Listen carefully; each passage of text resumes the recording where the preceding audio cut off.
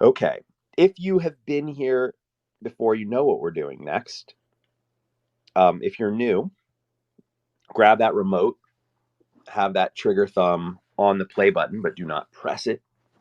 Do not press it because we're going to do that at the same time on the count of three. Ready? One, two, three.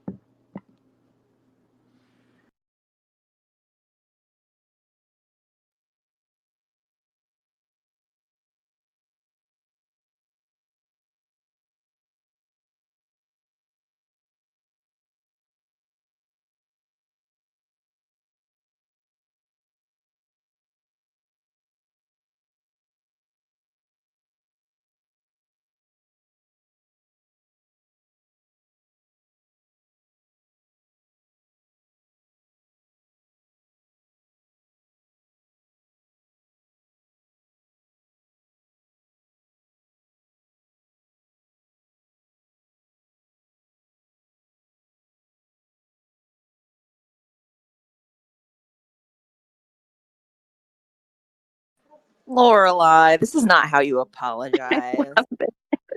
Sometimes that's all you got, though. I don't know what I did wrong, but I'm.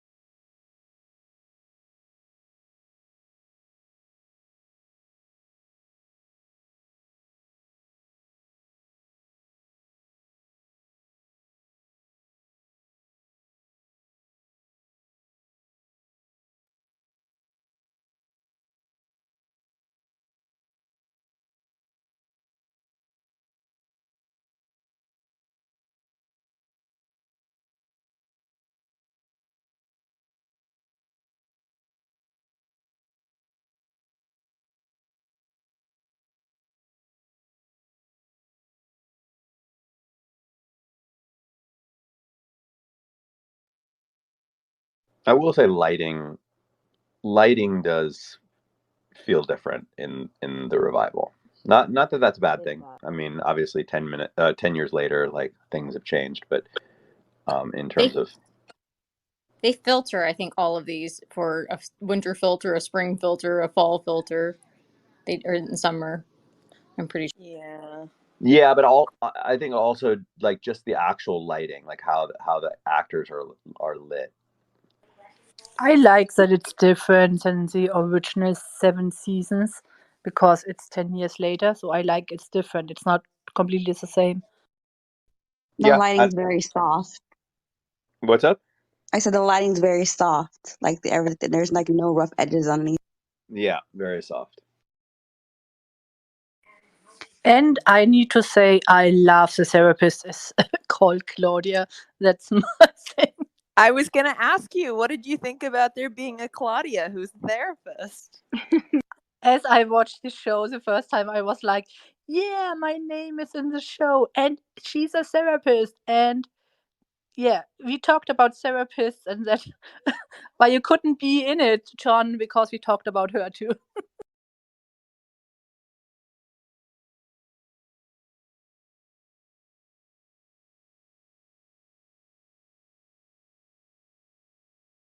Something that I definitely miss are the opening credits. I was thinking the same thing. That there's a nice thing to the break and the lightness of the credits. Yeah, the fact that they just kind of go to that window and show the spring and then come back is just. Lorelai. I don't think that I don't have a problem with it. I just miss the credit.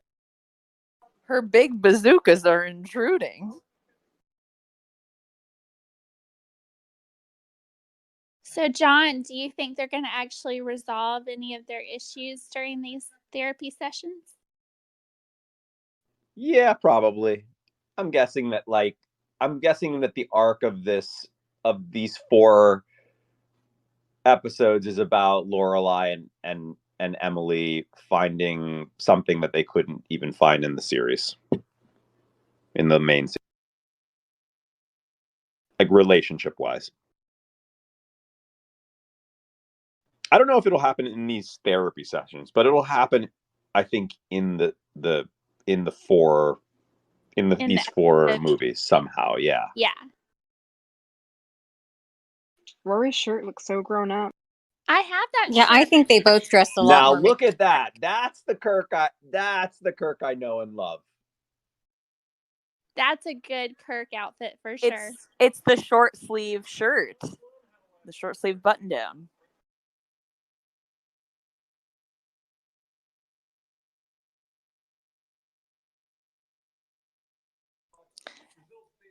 This show episode inspired me to try like 196 country recipes too. So it's like a pandemic saver what I can do at home. So I like that. Can you believe they said dick? They let Kirk say dick. Wait a second. We got Dick in the main series. We had But that's TJ say you're a dick. That's TJ. That's not Kirk. Yeah, I know, but I'm just saying they still had that word in the original series. Well, a lot of people complained about them cussing in this show, and they cussed in the original series, so I don't know what they were. They must have not watched the original series. No, they didn't cuss in the same way that they do here. And Lorelai called Rory a bitch in the very first or second episode. I mean, I think they did. But every time Rory's upset with someone, she goes, "Oh shit, oh shit, oh shit." It's like, oh.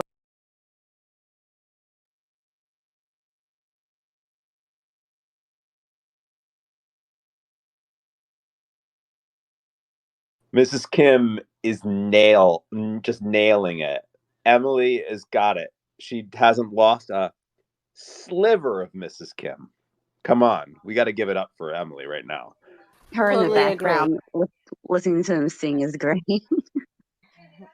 I'm very confused by the temperature it's supposed to be because Lorelai had on a coat. Rory is sleeveless. Like, is it hot or cold? I don't understand.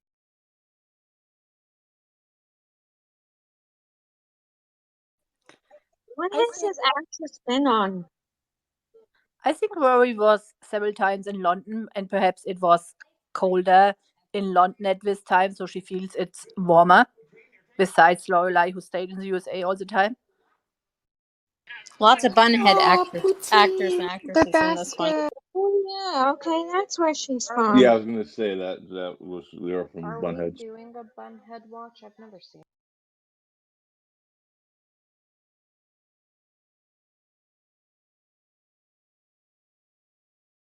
Oh wow! So a nod to Tiskett Tasket.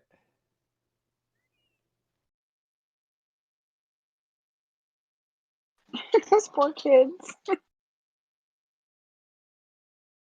I love how they jump every time the tambourine. Are they from North Korea? What?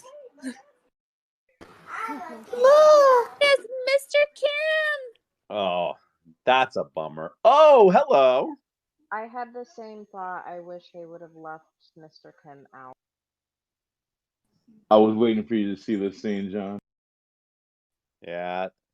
Which scene, Mr. Kim or Jackson? Because you were talking about him yesterday. Jackson has gotten more handsome. Agreed. Men just age well. It's not fair.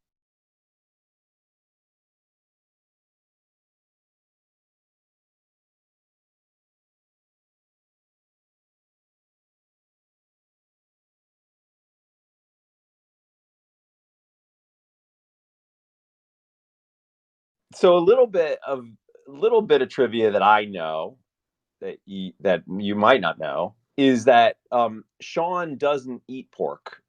He's actually I'm pretty sure he's now completely meat free, but he hasn't eaten pork for a very long time, and he wasn't eating it before the revival, and that he's got a thing about pigs, like really he thinks they're really intelligent like dogs, and he does, and the thought of eating them, he just doesn't, he can't deal with it. And he talked to Amy and Dan about that, and I believe that is partly what inspired all of the pig stuff.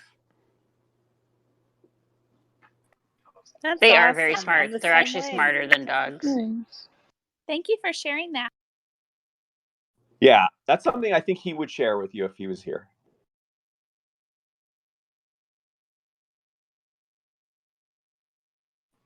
And that's the exact same reason why I don't eat pork. So good to know.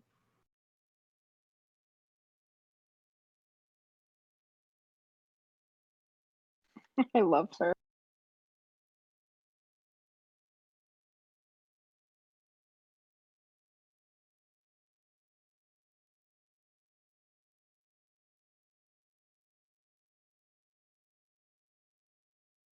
God, I have clients like this. I just realized she was on ER. I've been trying to figure out where I've seen her for like a year. Speaking of ER, she's Who. also Dr. River Song from Doctor Who. Yep. Yeah. Oh, right. That's actually where I was thinking I'd seen her before. I mean, you could totally see all this coming yesterday. That's for sure.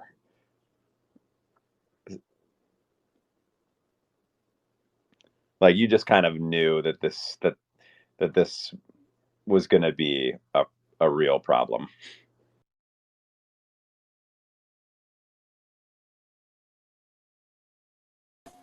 This whole storyline is just ugh. I had so much troubles getting her character because I watched Doctor Who and I saw her first inside that, so I didn't get her in Gilmore Girls.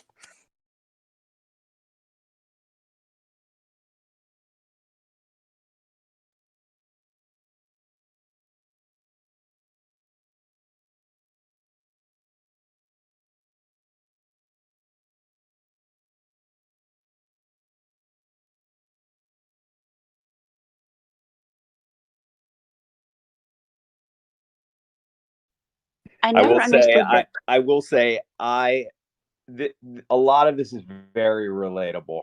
Oh wow, awesome. Awesome, really. Are you Of happy? course, awesome. Of course. I love this character. I liked him even more in Slither. He hasn't changed that much, really. He hasn't aged that much. Isn't Condé Nast like a building? It's not an actual organization. No, it is. So Condé Nast it owns like Wired magazine and a bunch of big publications. okay.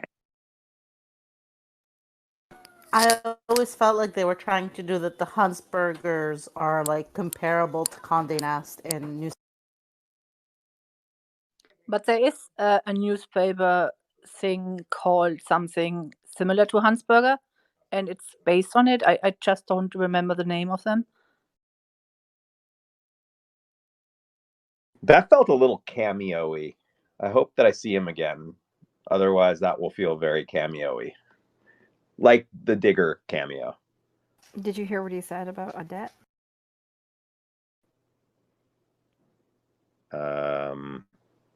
Refresh me. That he's engaged to Odette? That he's engaged. He's engaged. Logan Yeah. is engaged. That Logan is engaged. Yeah. Oh. I think you missed it. Was I talking? Could I No. possibly have been talking? No. Maybe.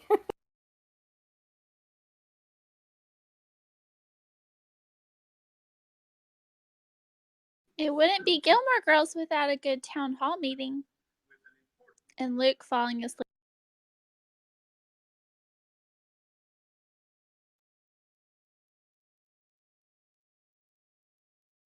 Can we talk about how well his hat has aged? Wait, was that Bootsy? Yeah. Yep. Yes. Looks good. Also, Yeah. Sally Struthers looks great. Bootsy always makes me so sad because he passed away, Yeah, I think, in the last 2 I years. say.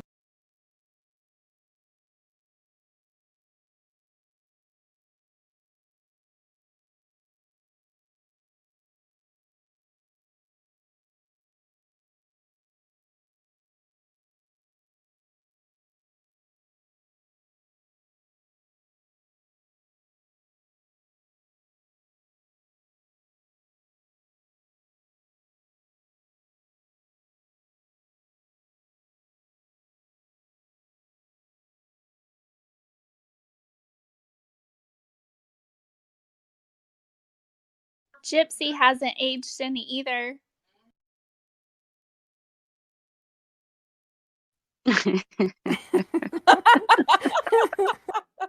That's funny.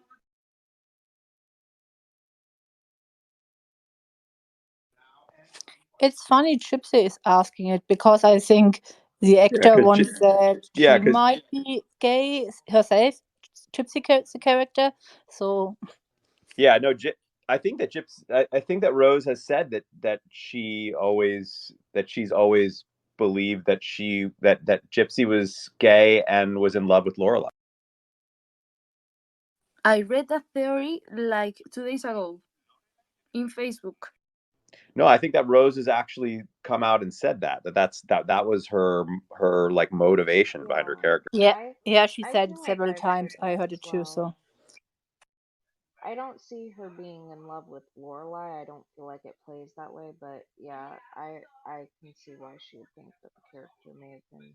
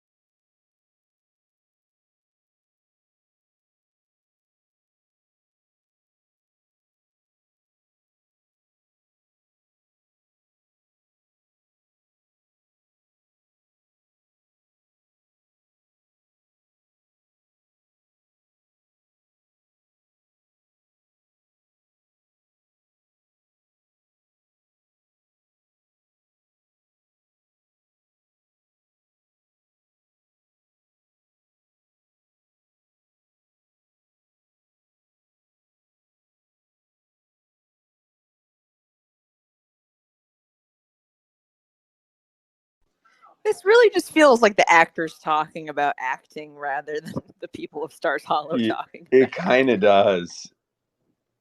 I mean, it feels kind of like, yeah, the industry, like the industry are responsible for making this scene, not just the actors. Everybody is just having a big inside joke. And the fact that the side characters here are the ones talking about the B-list actors.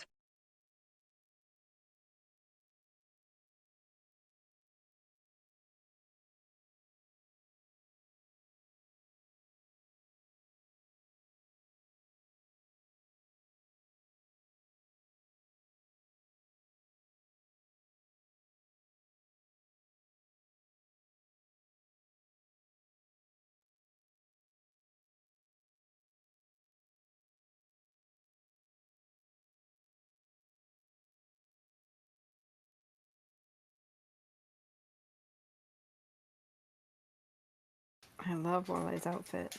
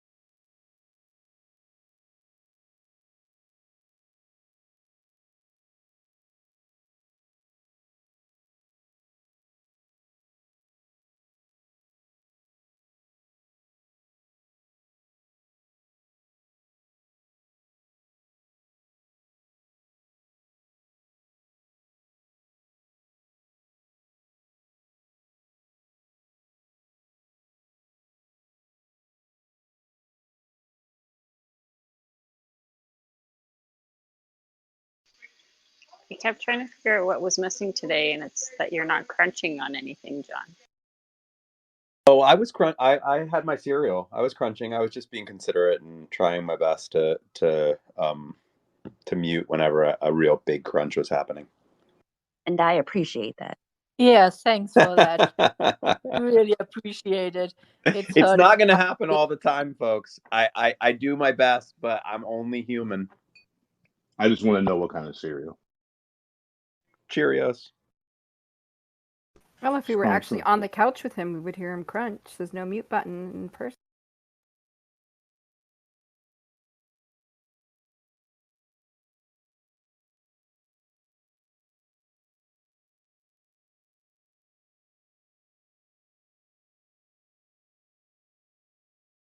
Oh, we better get TJ. We better get TJ in this revival. Interesting to talk about a cult.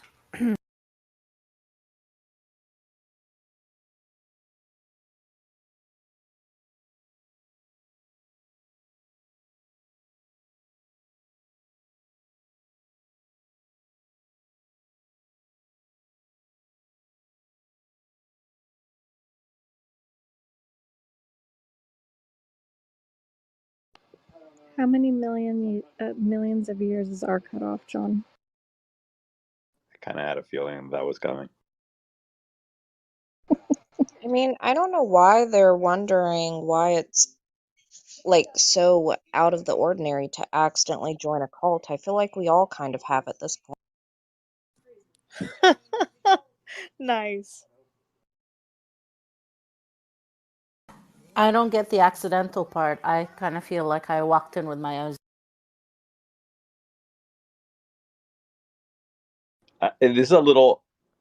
This is a little small detail, but I was watching the wine as it was being poured, and it just looked a little too watery. It didn't look quite red enough. Looked a little on the Kool-Aid side. I think it's really funny that you picked up on that.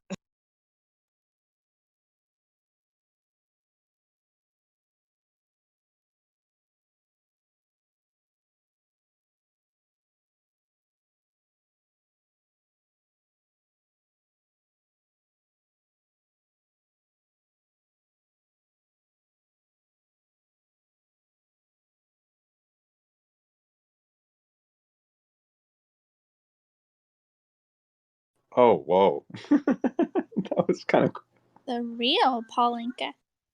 what?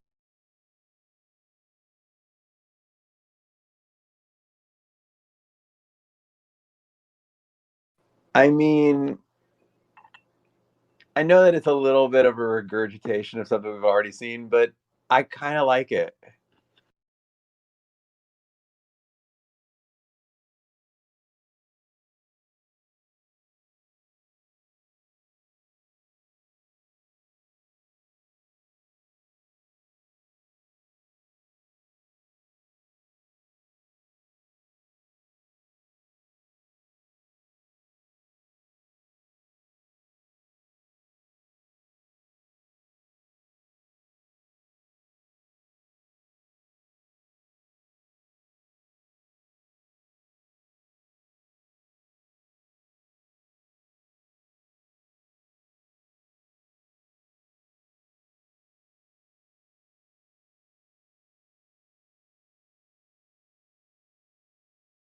Man, it's a lot of industry jokes.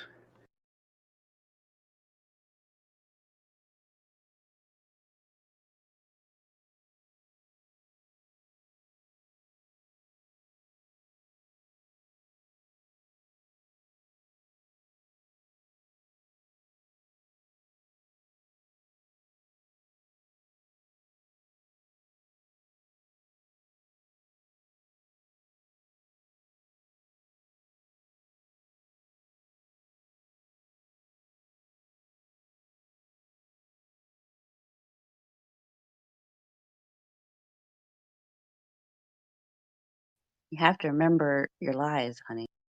See, I feel like if she's been lying about Dee Dee that long, she wouldn't forget.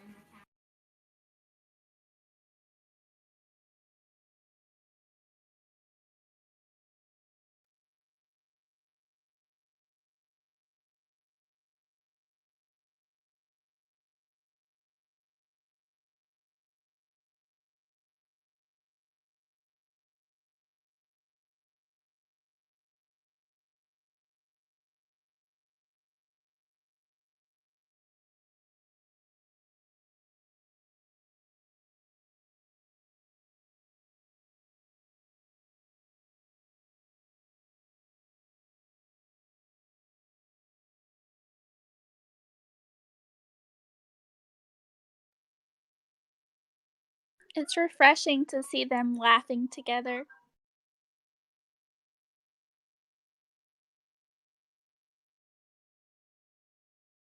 I think it's interesting that they bond over making fun of someone else. They do that a lot, I think. That's the only time we really see them get along.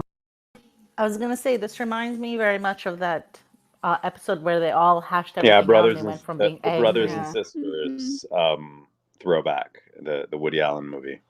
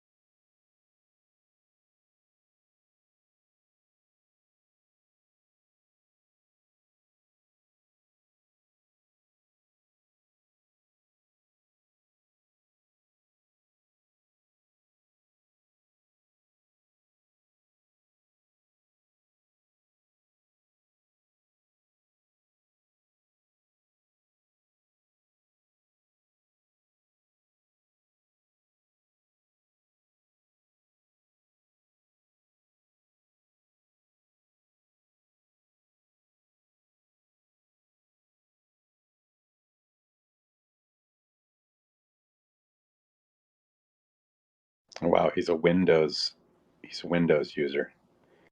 The product placement Yes. for this show.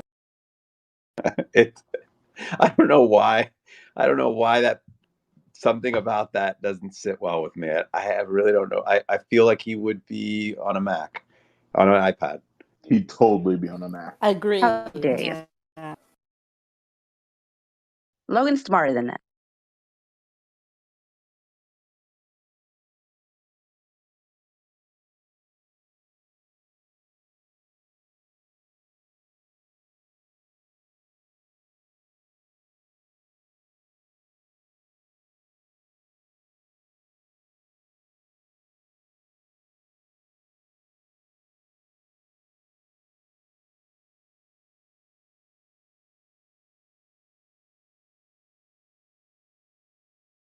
this is not any sort of critique on the writing or the character or anything like that, but the Logan character feels more like tired. Does anybody else feel that? Like that a decade has actually like kind of weighed on him more than invigorated him. Maybe two girls juggling that is exhausting. Right, maybe, yeah. I Yeah, feel There's just something about I think he's. his behavior that doesn't seem quite the like spunky risk taking. He just feels weighed down. I feel like he's What coasting. about this look? Hey, there No I am. direction. look who that is. I I I was think gonna we feel say. Sorry, I was gonna say. I think the corporate world broke him.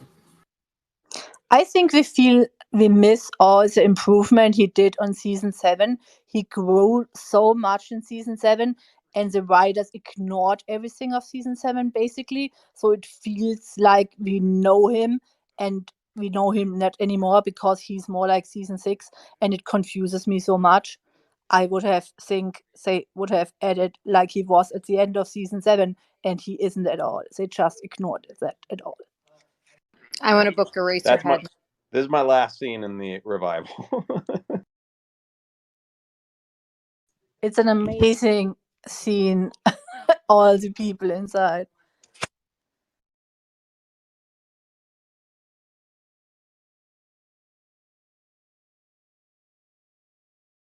He's still making the shirt. I want that shirt. I think you can get it on Etsy. I'd like to think that Maury has had that shirt for 12 years. I will say I did. Hey, Lulu. Awesome. I will say that I did not overeat in this scene. I was just going to ask, did you get to take a bunch of leftovers? No. You learned your lesson? A decade later, I'd learned my lesson. I need a shirt that says a second film by Kirk.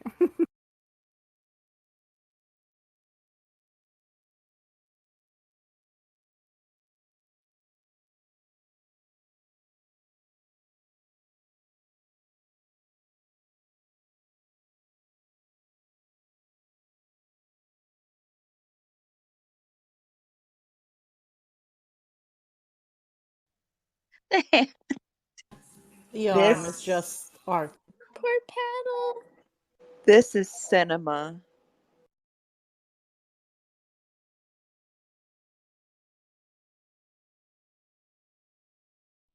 I will say the camera shot when Petal got hit and the camera turned and he put his hands up. I actually really like that.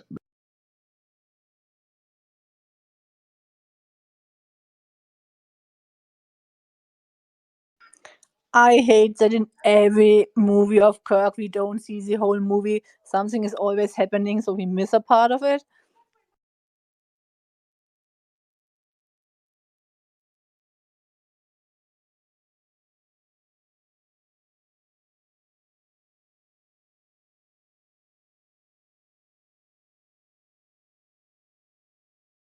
The stuffed pig.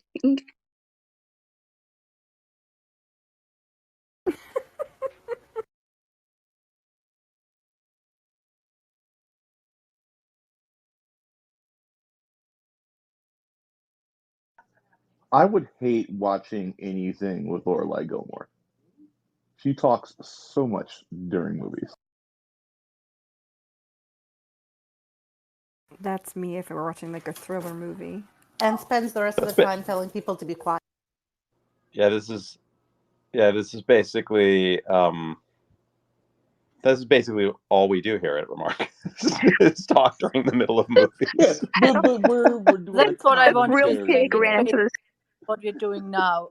Talk all the time. But like, I don't even know how she has so many pop culture references because she never actually watches anything. She just talks while it's happening. John, did you see the real Petal run into the screen when he was holding the face? Yes. That was funny.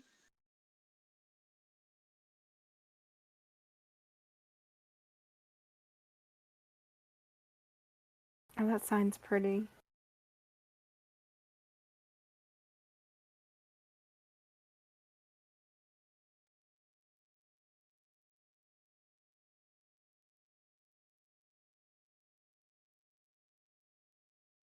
What is going on in that corner? It's Rachel Ray. She gets A-list chefs.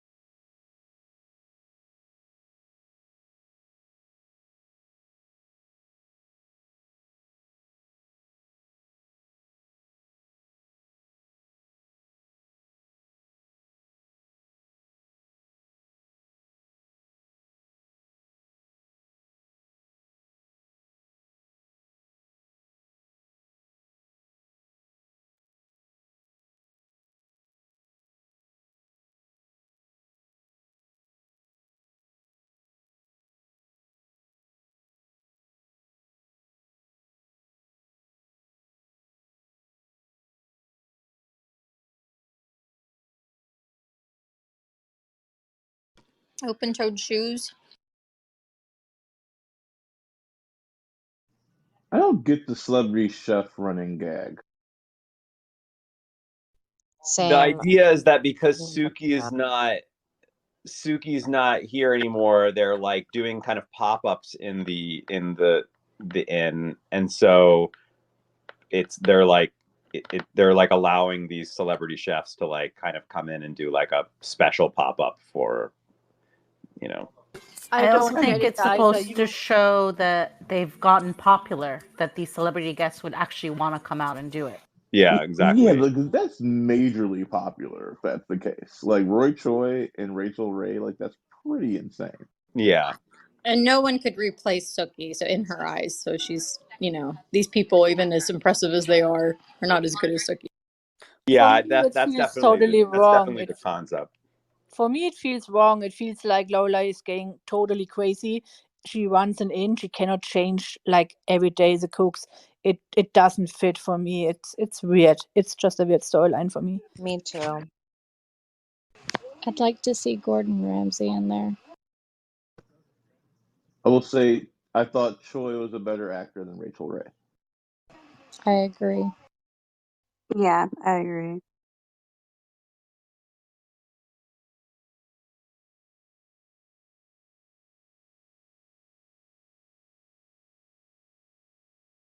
The hair on Emily.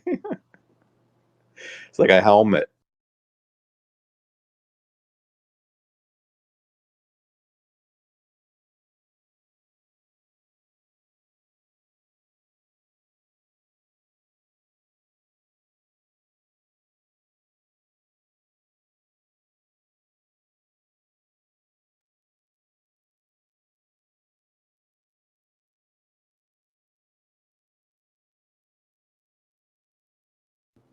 Uh-oh. Oh boy.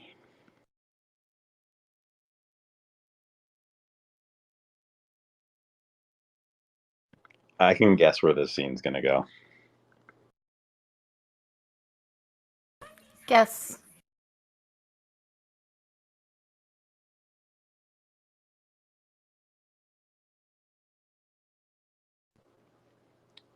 I'm thinking that it's gonna go, whether it's explicit or spoken, it's gonna go towards marriage somehow.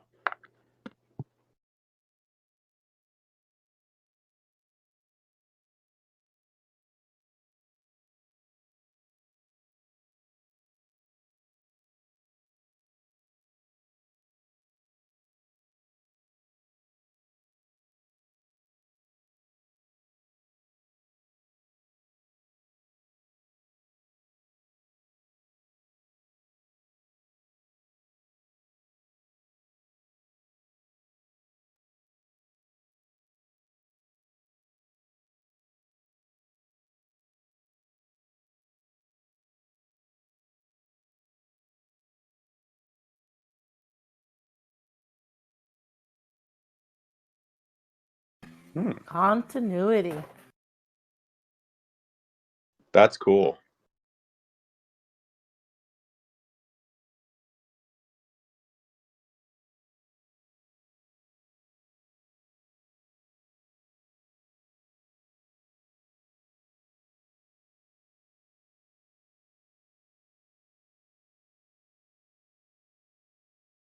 And that was something Richard always hoped for Luke. Yeah, totally. That's why I like it. Yeah. I really. All right, so I was wrong about the marriage thing, but that I think that's great. I think that continuity is cool. And it's very considerate of Richard too to do that, leave that in his will for him without even saying anything. Yep.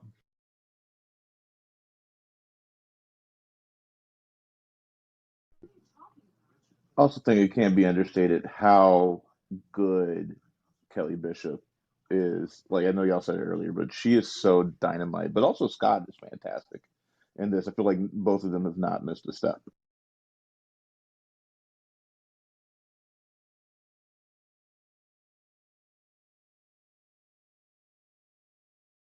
He looks so Awesome. stern in that. This feels like new Lalas. I don't know if I know these. These are good Lalas. I like them. Very, very youthful Lala. Returning to Chilton.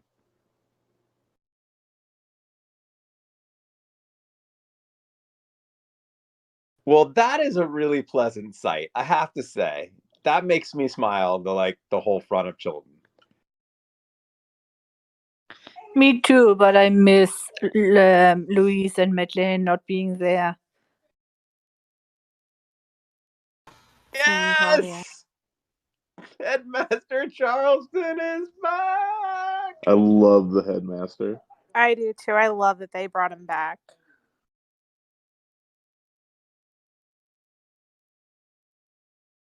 I mean, this is just a perfect example of a character I just did not know existed in this series, this story. Even as an actor on the show, there was like zero of this character on my radar. And he's one of my favorite characters in the series. And I'm so excited that he's back in the revival. I'm seeing Waitress this week. Is he in the Traveling Waitress or just in the one on Broadway? He's not in the touring company. Oh, I remember I saw him on Broadway a few years ago in Waitress. That was. Who does he play in Waitress? He plays the owner of the diner, the character played by Andy Griffith in the movie. Okay. Is this your first time seeing Waitress? We should watch It's the movie. mine because it's never been in. I mean, it's going to be in our local university theater. You're gonna absolutely adore it. It's so good.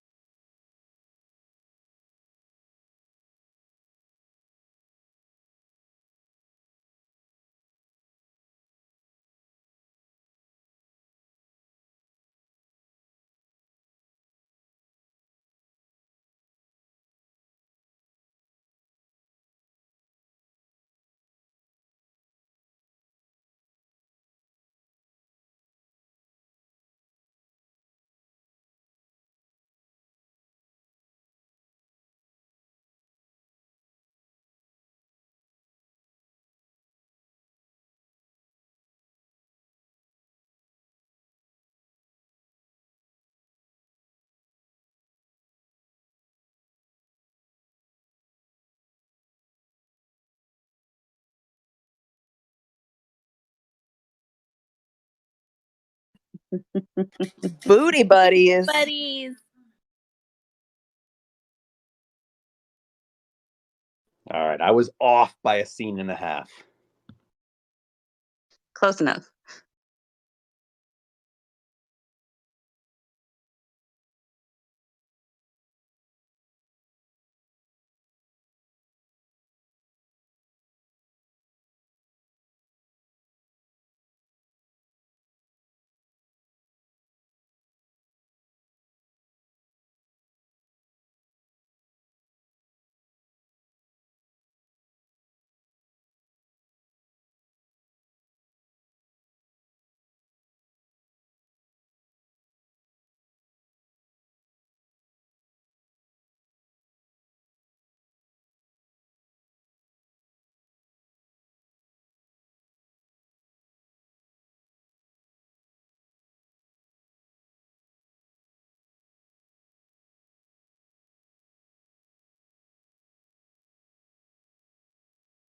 This is very dismissive. I don't like this part of Emily.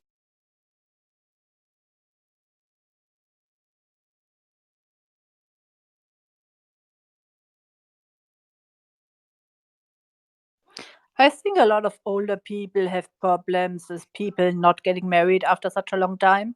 So I can understand it's a age difference thing, which is probably pretty normal, even if it's sad. It was just so rude the way she put it.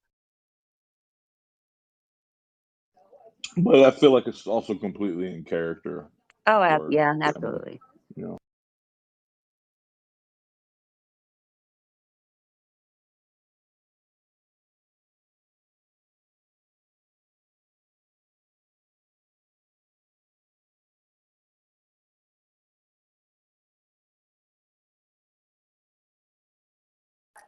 As I saw the trailer for the revival, I really hoped she was like teaching in children as a job. I thought it fits to Rory. I thought the same thing.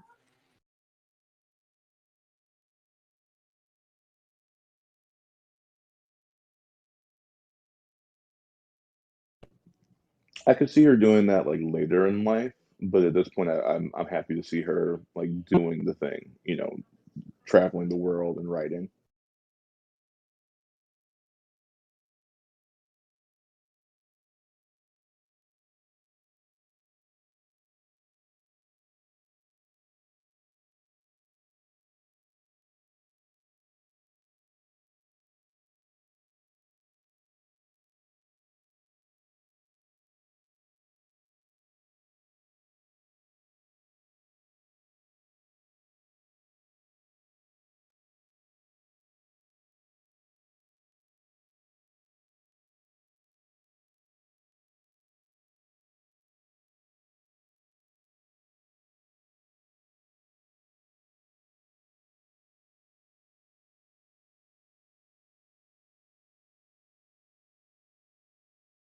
Paris walks like she's about to punch someone at any second. I've been accused of doing the same.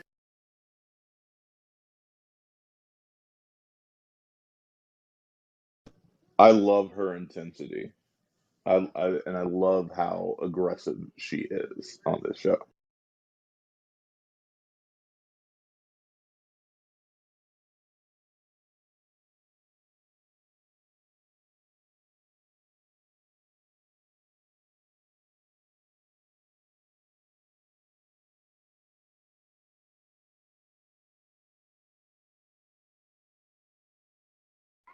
I hate that they casted him new.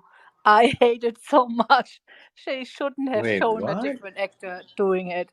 It was Tristan. It should have been Tristan, but the actor couldn't go, so they used someone else and recasted him. And I think, why did they show him? Why couldn't they just say, "Oh, it's Tristan"? Hmm.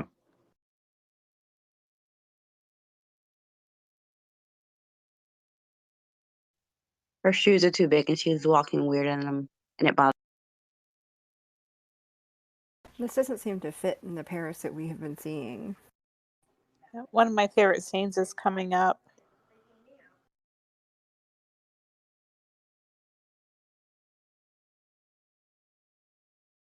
Yeah, why couldn't they get her shoes that fit?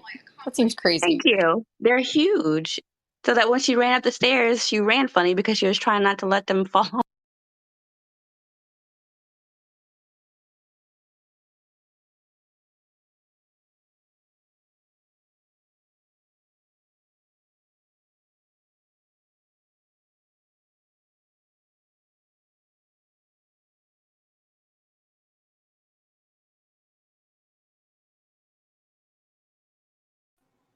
I love that so much. I feel like that's such a Paris thing to do. Hey, Paris. That was very Paris.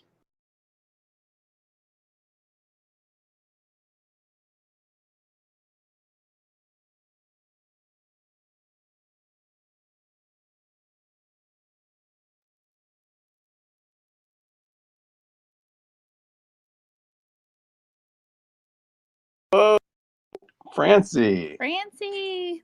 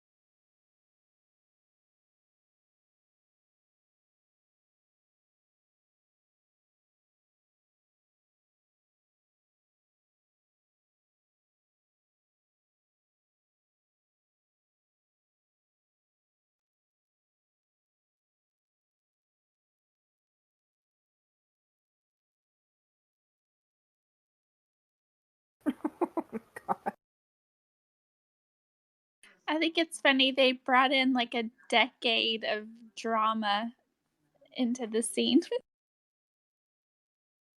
I had forgotten this scene. And I'm back to my class reunion feeling all the stories you talk about the past in school. So that gives me all the feelings.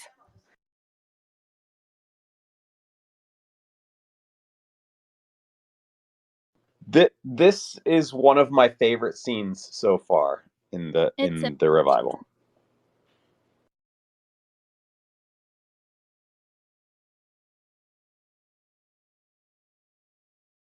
It just feels it feels so right on the mark with the Paris character.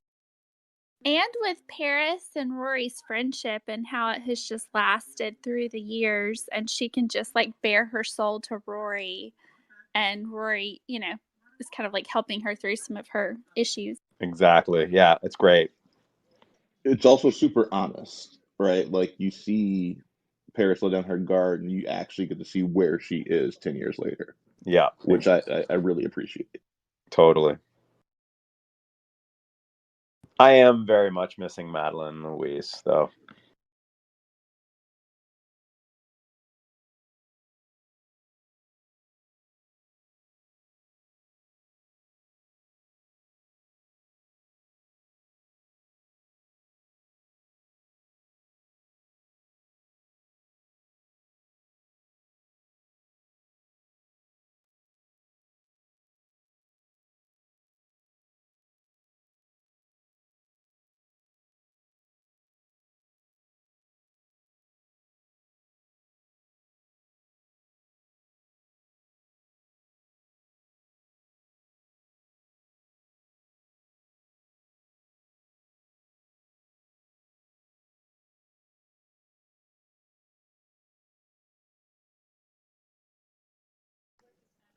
I always get very happy when I see a black person on the show.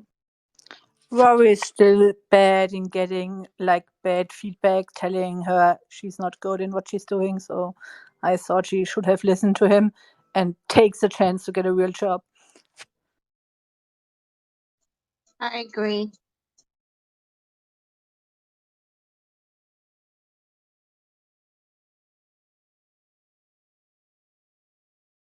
Take those stupid shoes off.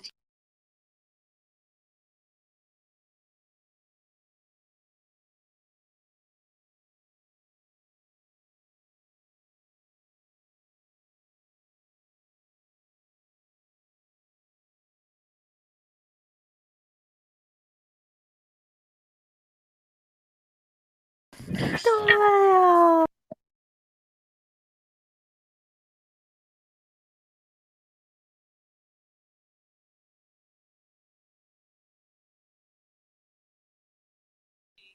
The scene is so like psychologist and patient.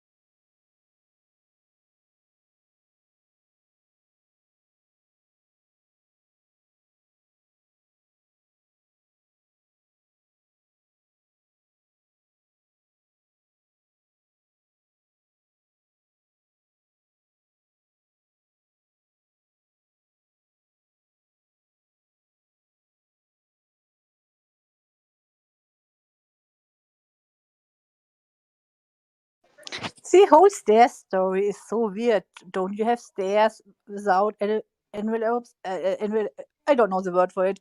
It's so crazy. Just walk the damn stairs.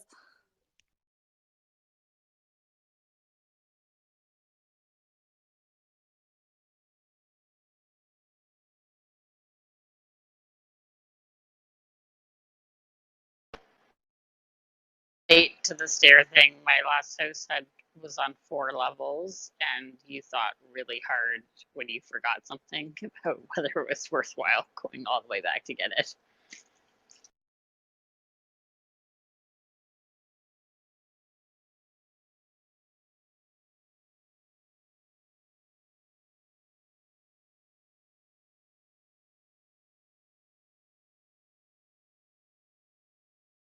What was that? What kind of social media thing was that? That was a cardboard cutout. I think it was supposed to be a vine. Was that Vine? I think that was. Oh. I think it was supposed to be some kind of a Vine-y type thing. I thought you were saying, like, did they edit her in there? But it looked like she printed that out. Ooh, this is interesting.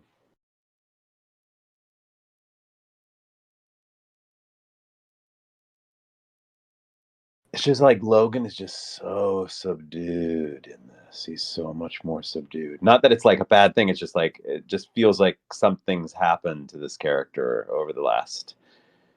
Well, right now he's talking quietly because it's Beyonce's asleep in the bed. So No, I know, but I mean, there's just like a slowness to like the way that he's delivering all of his lines. I think he gave up in life. In season 7, he did what he wanted to do, but in season 6, he did what his father wanted him to do.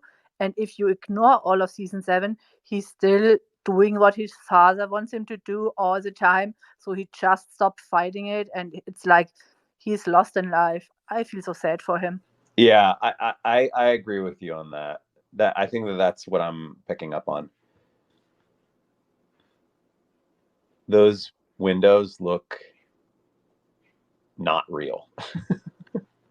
But he's always there for Rory.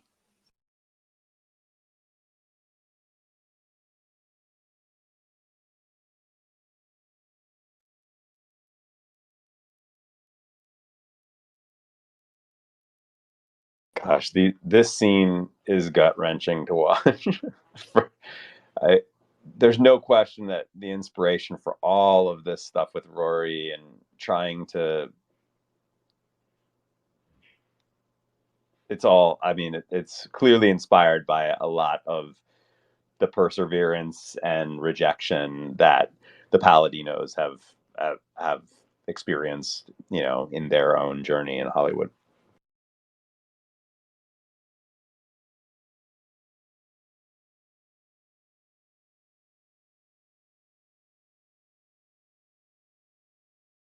I think we thought Rory would be very successful, but now we realize she isn't tough enough.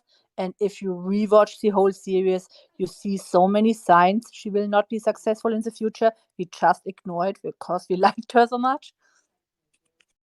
Mitchell I know, was but right. we'll talk about this afterwards. I do not actually consider this to be unsuccessful. I have a perspective on this, just because this,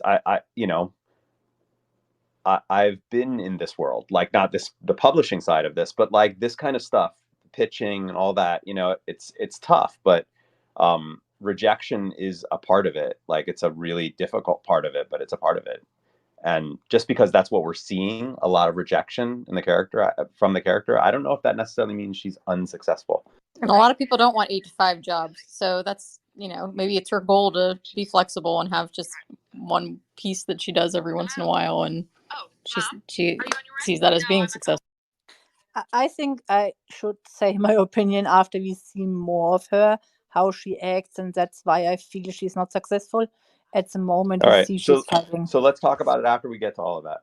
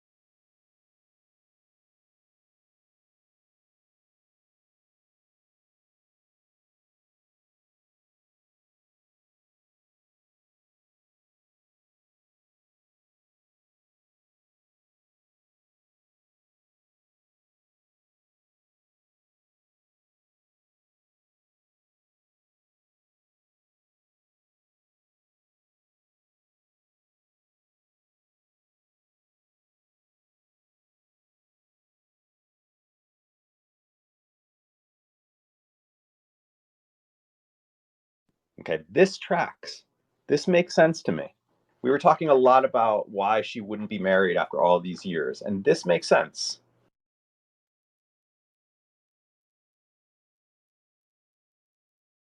Do you mean the part because Emily wanted her to be married? Yes. Okay.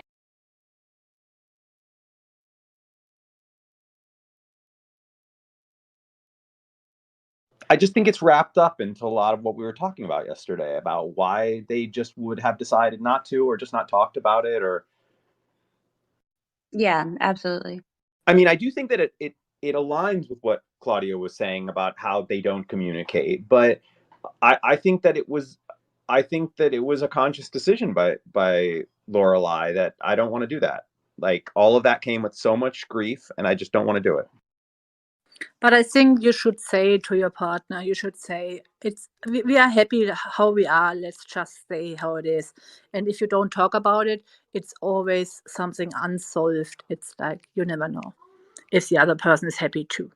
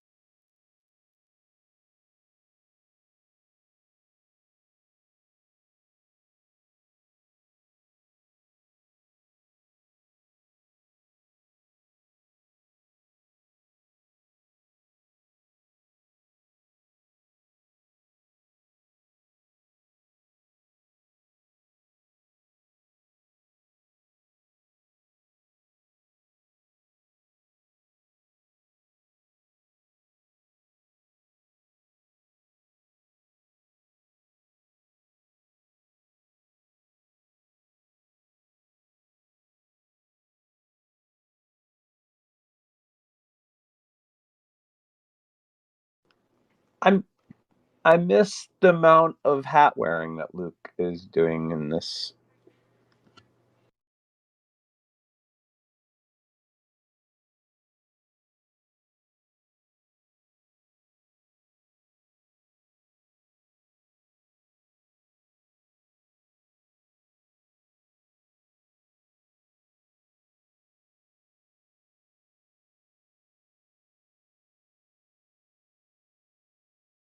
I gotta watch this movie again. I wasn't crazy about it when it came out, but I sort of feel like it's one of those movies that I could actually see myself liking again after many, many years.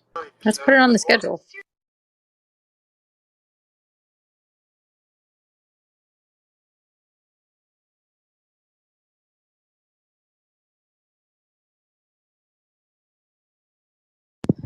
This shows how bad they are like communicating with each other. They lie to each other. They keep things out. Claudia, That's your audio is really oh, like sorry. Can you hear me now? perfectly. Oh yeah, perfect. Sorry, I said that shows how bad they are communicating. Lorelai and Luke. They lie to each other. They keep things out. It's not a good relationship at this Yeah, point. I mean they've done that before. I mean that's not new. We've seen plenty of that in the original series. But I don't know if I'd go so far to say that it's not a good relationship. I think I think they have communication issues like a lot of relationships do, but I still do think that they intrinsically have a good relationship. Yeah, but in a good relationship, you don't lie to your partner like several weeks about something. If he asks you directly, It's a relationship, but not a good one. Mantzoukas! Oh my god, I forgot about this. He I love talked on Jason Gilmore Guys Mantzoukas. That's so funny. much. Jason Mantzoukas, he talked about being on the revival so much during Gilmore Guys every season, and then he finally got it. That's cool.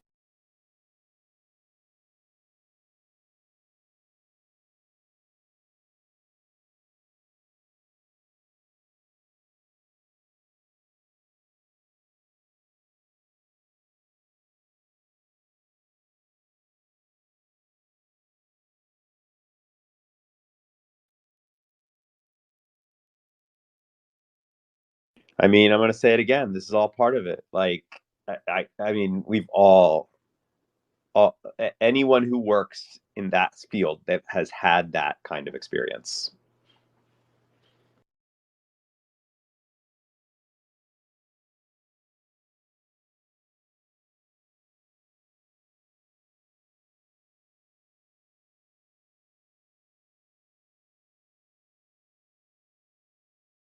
It's a roller coaster ride, I would say. This kind of a lifestyle, this kind of a career. It's a roller coaster. You have these big highs of huge success, and then you have these big lulls of failure. But if you look at the whole spectrum across decades, it doesn't necessarily look like it doesn't really look like a huge success or a huge failure. It looks like just one big journey. I think that what we're seeing here is a lot of the like down part of the roller coaster for Rory. And the important thing is to just keep persevering. Correct. Yeah, I mean that's sort of everybody who's at a place of big success in Hollywood, and a lot of this is coming out of the spirit of the Paladinos, having experienced all this stuff, has gone through all of this, has experienced every single bit of it.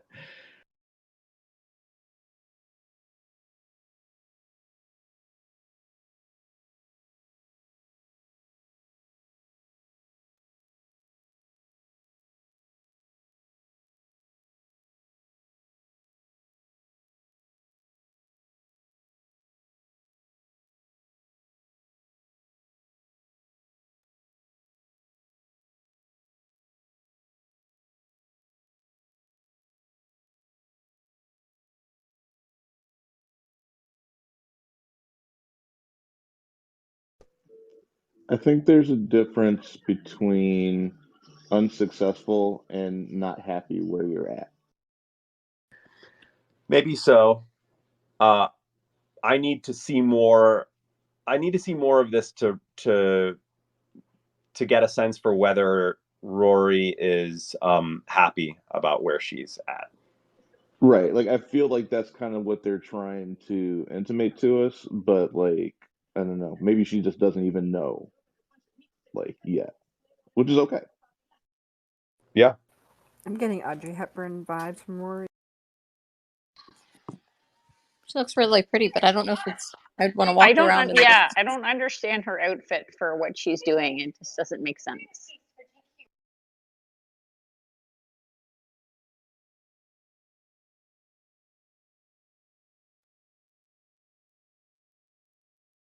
He's got a very red beard and very dark brown hair.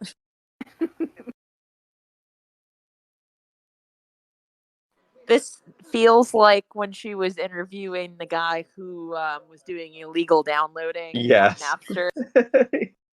Yes, but she was not yarning at him. That's so unprofessional.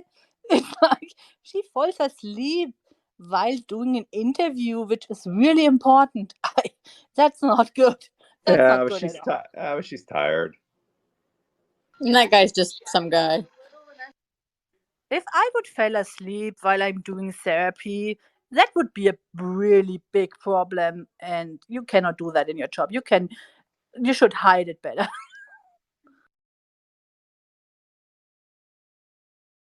Yeah, I mean, I'm not condoning that. I'm just saying she's human. It can happen. Here's May. Hey, look who it is! Oh my goodness. That's funny. Oh my gosh, they got to do a joke about it right here. Come on.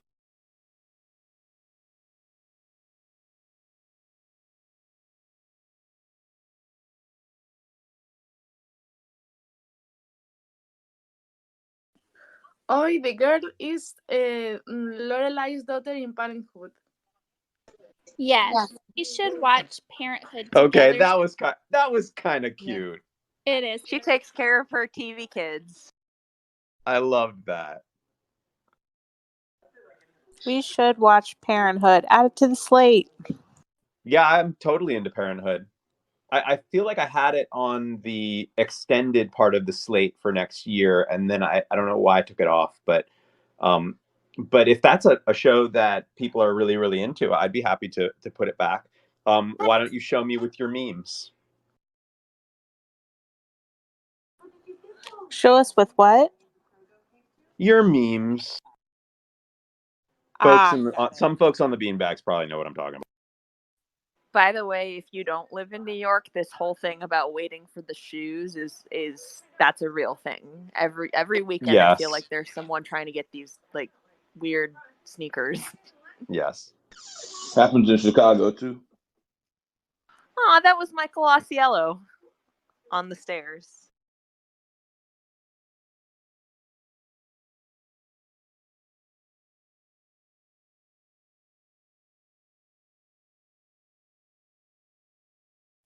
Hey, This is lightning jersey. definitely we're gonna see a Chewbacca here soon. We're gonna see a Chewbacca. I'm guaranteeing it. This is a total. This is me just totally guessing. I know there's a Chewbacca in this series somewhere, and I have to imagine that it's gonna. Darn it. Oh well. John, there's 4 long episodes. I want my Chewbacca.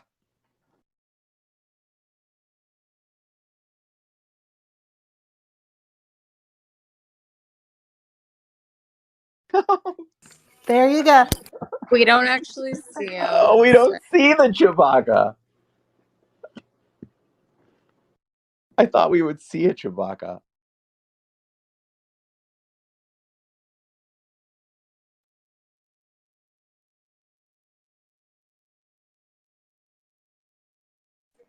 Look, just because there's a Wookiee does not mean it's Chewbacca specifically. I know, but I just like saying it. Thank you for clarifying for those who haven't seen Star Wars.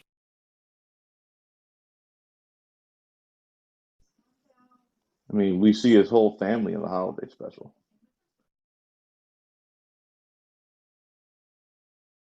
No spoilers. We're gonna get to Star Wars, but I don't know if we're gonna get to the holiday special though. Not many people do, and it's really weird. There was a lot of cocaine, I think, had during the writing of that. The Wookiee takes his the head off, and it's Marty.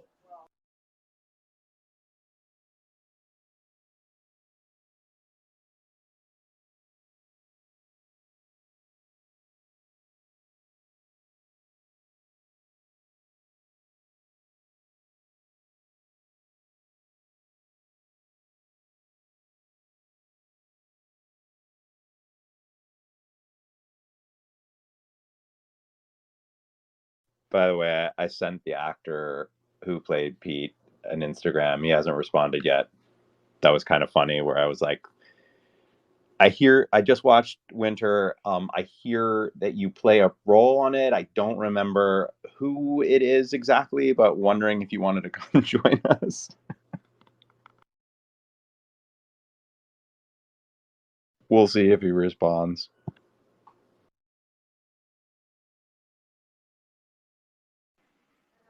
I was really surprised that Rory or that Lorelai's reaction was relatively subdued, given everything in the past.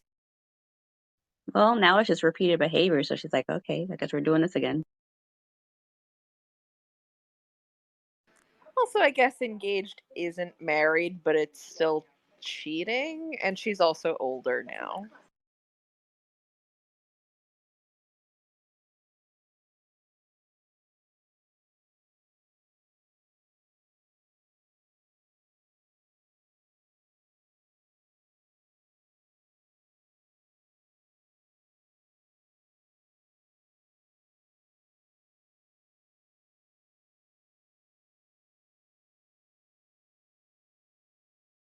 I gotta say, this is some of my favorite stuff in the revival. Agreed. I think this is maybe my favorite episode.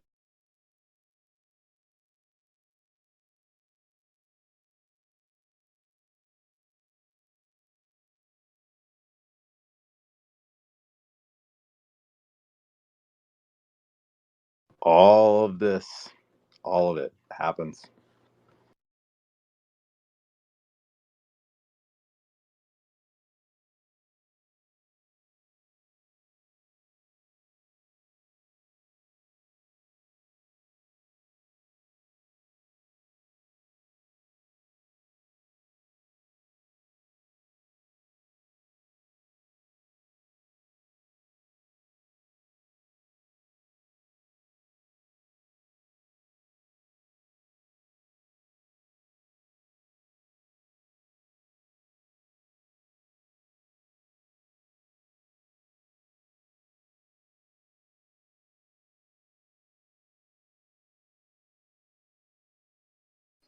I love how Lorelai acts like a real mother in the scene, showing her love, and even if she makes mistakes, encourages her. It's really great. Yeah.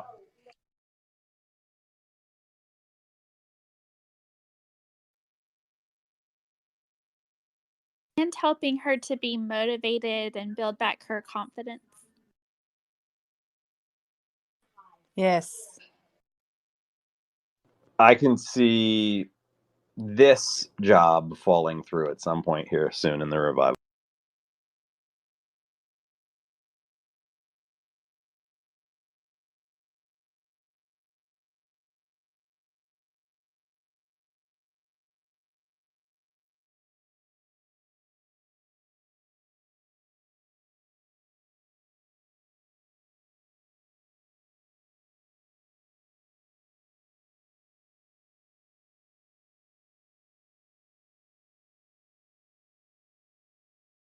Oy, oy, oy, oy, oy, oy, oy.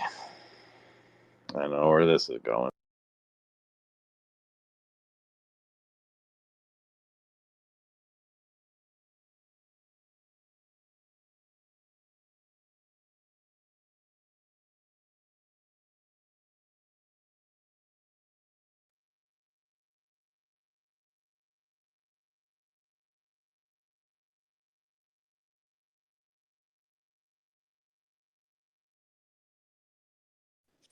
How can someone who studied in Yale be so badly prepared for the interview? It's really bad, like the She first didn't think it interview was She an ever. didn't think it interview. was an interview. Yeah, but you need to be prepared. You cannot. Yeah, but if she doesn't think it's an interview, then she wouldn't be prepared for an interview. She'd be The prepared for woman was what? chasing her like crazy, saying, "This is where you need to be." So you think you Yeah. already know what Rory's up. Yeah, I think it's not, she didn't know it was an interview, but she also doesn't know how to bullshit well enough to do media. I feel like you have to be able to do that, and she's just not doing that. Yes, I did basically a short test with her, just saying some things which, if you are like at a team meeting, you need to be able to just go with ideas, and she had none. That's really bad for a journalist. But I'm not a journalist, but I think you should have at least one idea and not just, you get me. That's really weird. Yeah. I'm not with you on that. We can talk about it after.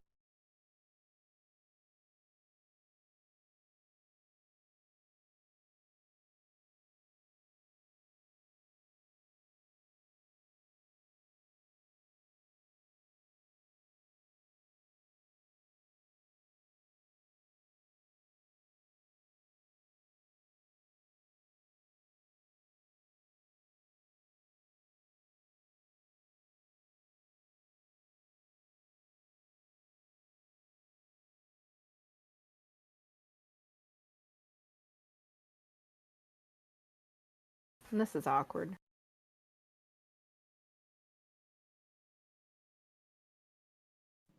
Yeah, they get Shorty. They get Shorty line. Didn't make any sense. I know people who have the multiple phone thing. It is a little weird, but it's a thing. It's annoying more than weird because I have to constantly look at which number I'm calling them on. Yeah, But I yes, understand. and you have to like check the text message, like which is the text message, because I know the one that I sent them a text to must be the one.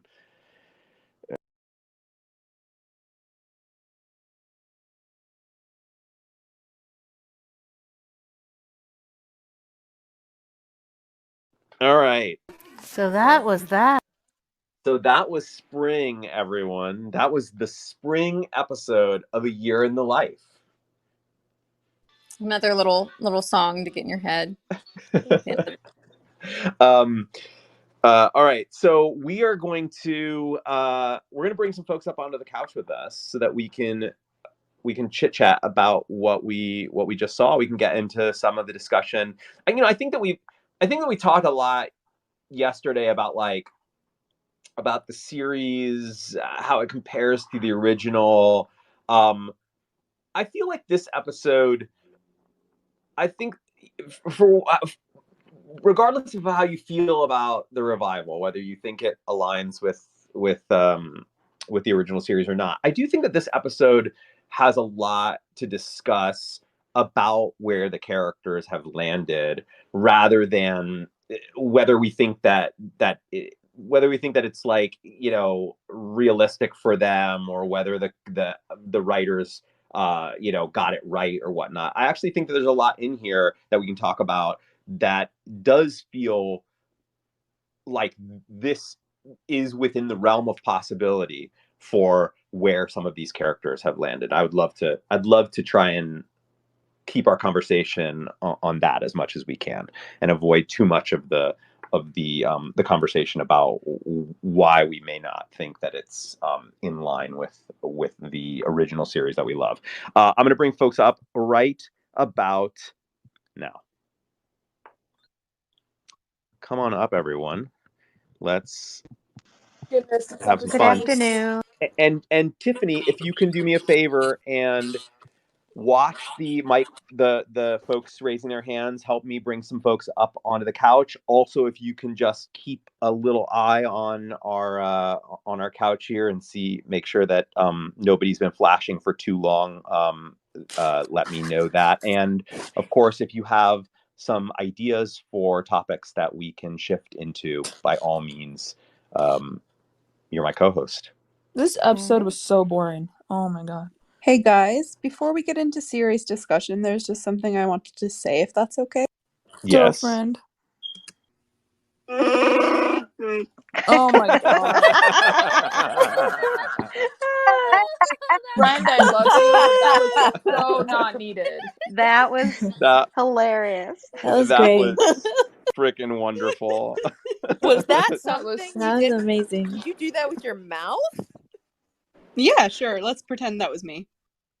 No, that was like some recording that she has. That was a been mask. waiting. Strictly from a character standpoint, I just do think that there's a lot in here to talk about. And there's especially a lot, I'm sure you could tell, like I have a lot of feelings about all of the stuff that's going on with Rory. What was your favorite part then, John? I mean, I know, like, do you like the storyline with Rory, or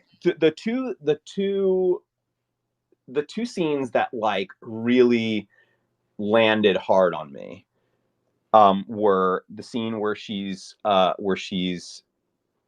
well, three, I guess. The first one where she's speaking on the phone and they're like not aligned, her and the what was it? City? What was the CC? Sandy says. Sandy says? No. The first the English woman. Naomi. Naomi. Yeah, so that first scene where they're not aligning, that was like super relatable. Then the scene with the lawyer where they're sort of unraveling the whole thing, super relatable. And then that Sandy says scene at the very end. I mean, I could see that coming from a mile away.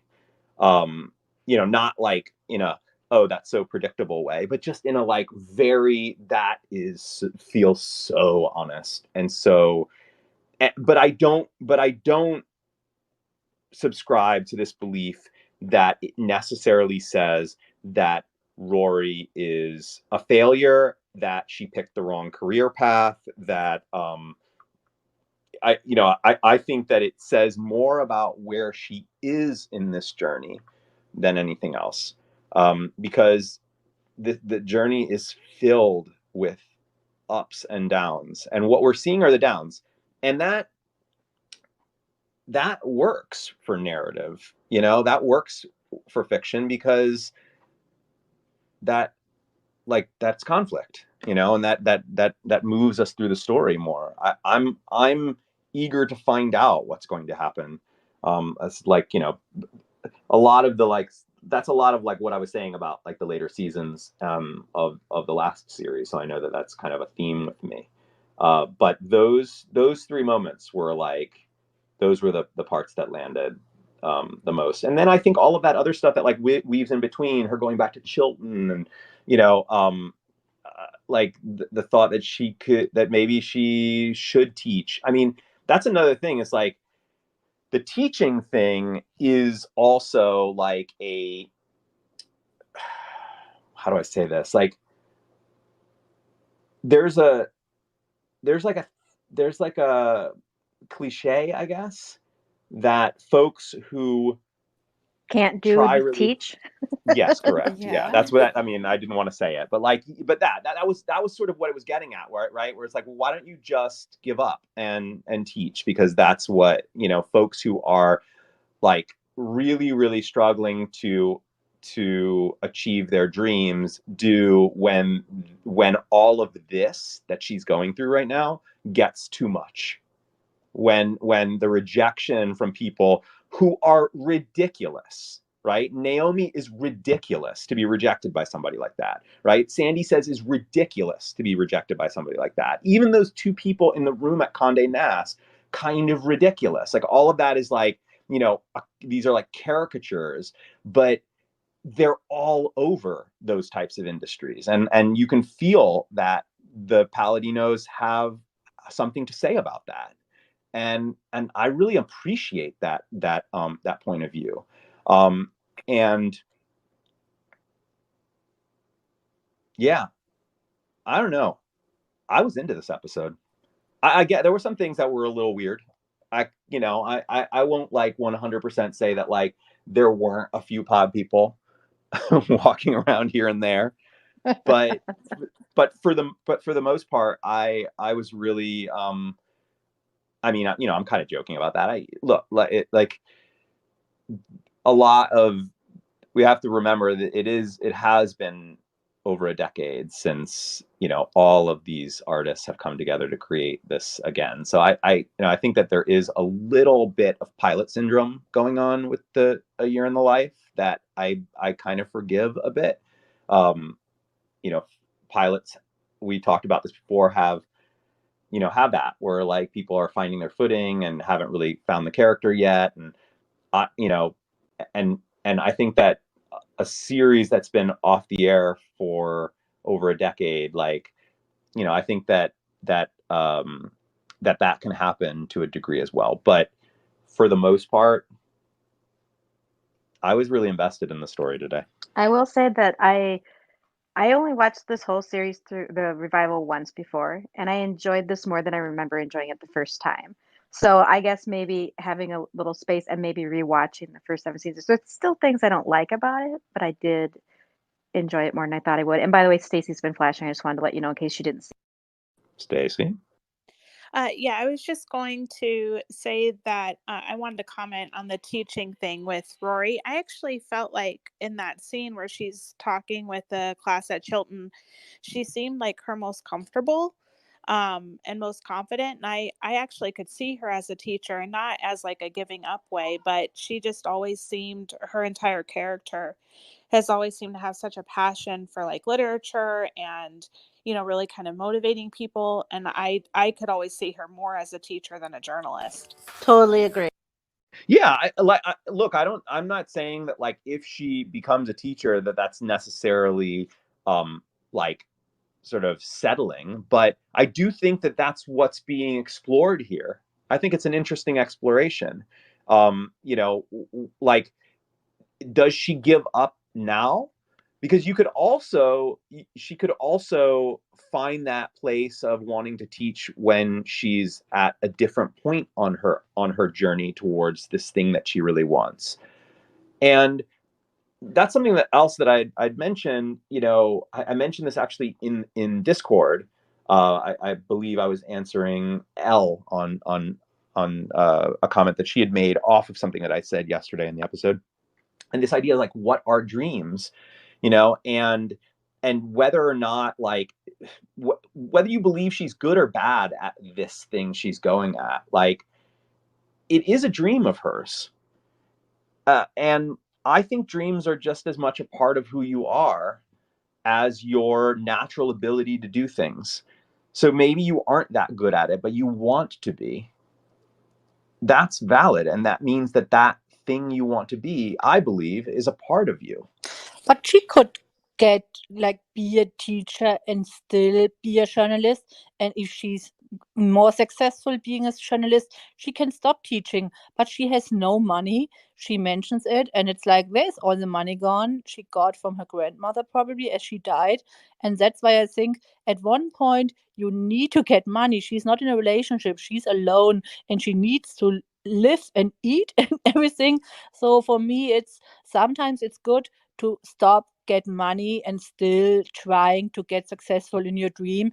And if you get it in, you can get back. And that's why I don't understand she doesn't get any money from it. That's And true. You're right. You're right about that. But I think that speaks more to her stumbling here at this point in her journey than it says she says she's failed, or to me, I feel like that's just a part of the learning process. Because, by the way, it is difficult to juggle both.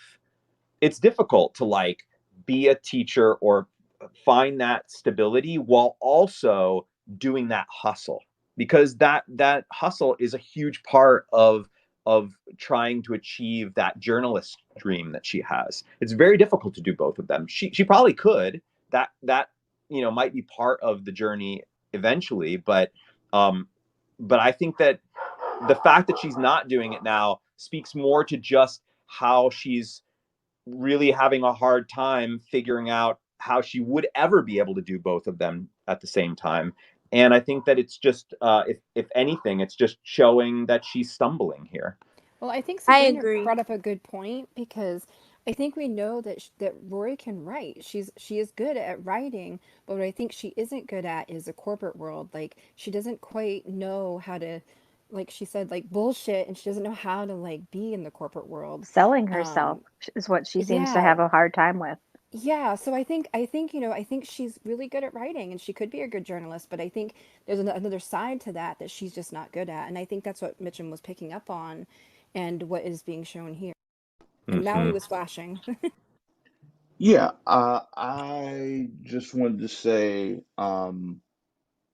I think that it's also a matter of at the point that she's at in her life, she doesn't know who she is. She doesn't know what her voice is. She doesn't know what she has to say. Being a good writer is relatively easy, right? If if you learn how to do the things and the structure and all that, like that's the easy stuff. But like her voice as a observer of the world around her, I think is the bigger thing. And I think what we're seeing is we're seeing her on a journey trying to figure out who the hell am I? And I think that's a big part of it as well. I think that, is she successful or she's not successful? I mean, she's living in New York fine for years. I think it's obvious, I think, from the textual evidence of the show that she's attained some measure of success. But the roadblock she's running into now is when she's trying to break through the ceiling to get to a whole other level, is that she doesn't know who she is or what her voice is as a writer. 100%. And I think that that's a cool journey for us to see her on, see her realize. I do think that throughout the OG series, there were moments where that, like, the real Rory kind of popped through for a moment, right? In that. So we know it's there, right? Like when she wrote that piece about the parking lot, right? It was about the parking lot, right? Was it? Yeah, it was a parking lot Yeah. Yeah, it in, was. in Yeah, you mean Chilton. the one in Parking high lot. school or Yeah, the yeah. one in high school. I mean, like that was inspired, it came from somewhere. It came from the grit to try to like prove I can do this, you know? And and that to me is there. I think that Rory does have it.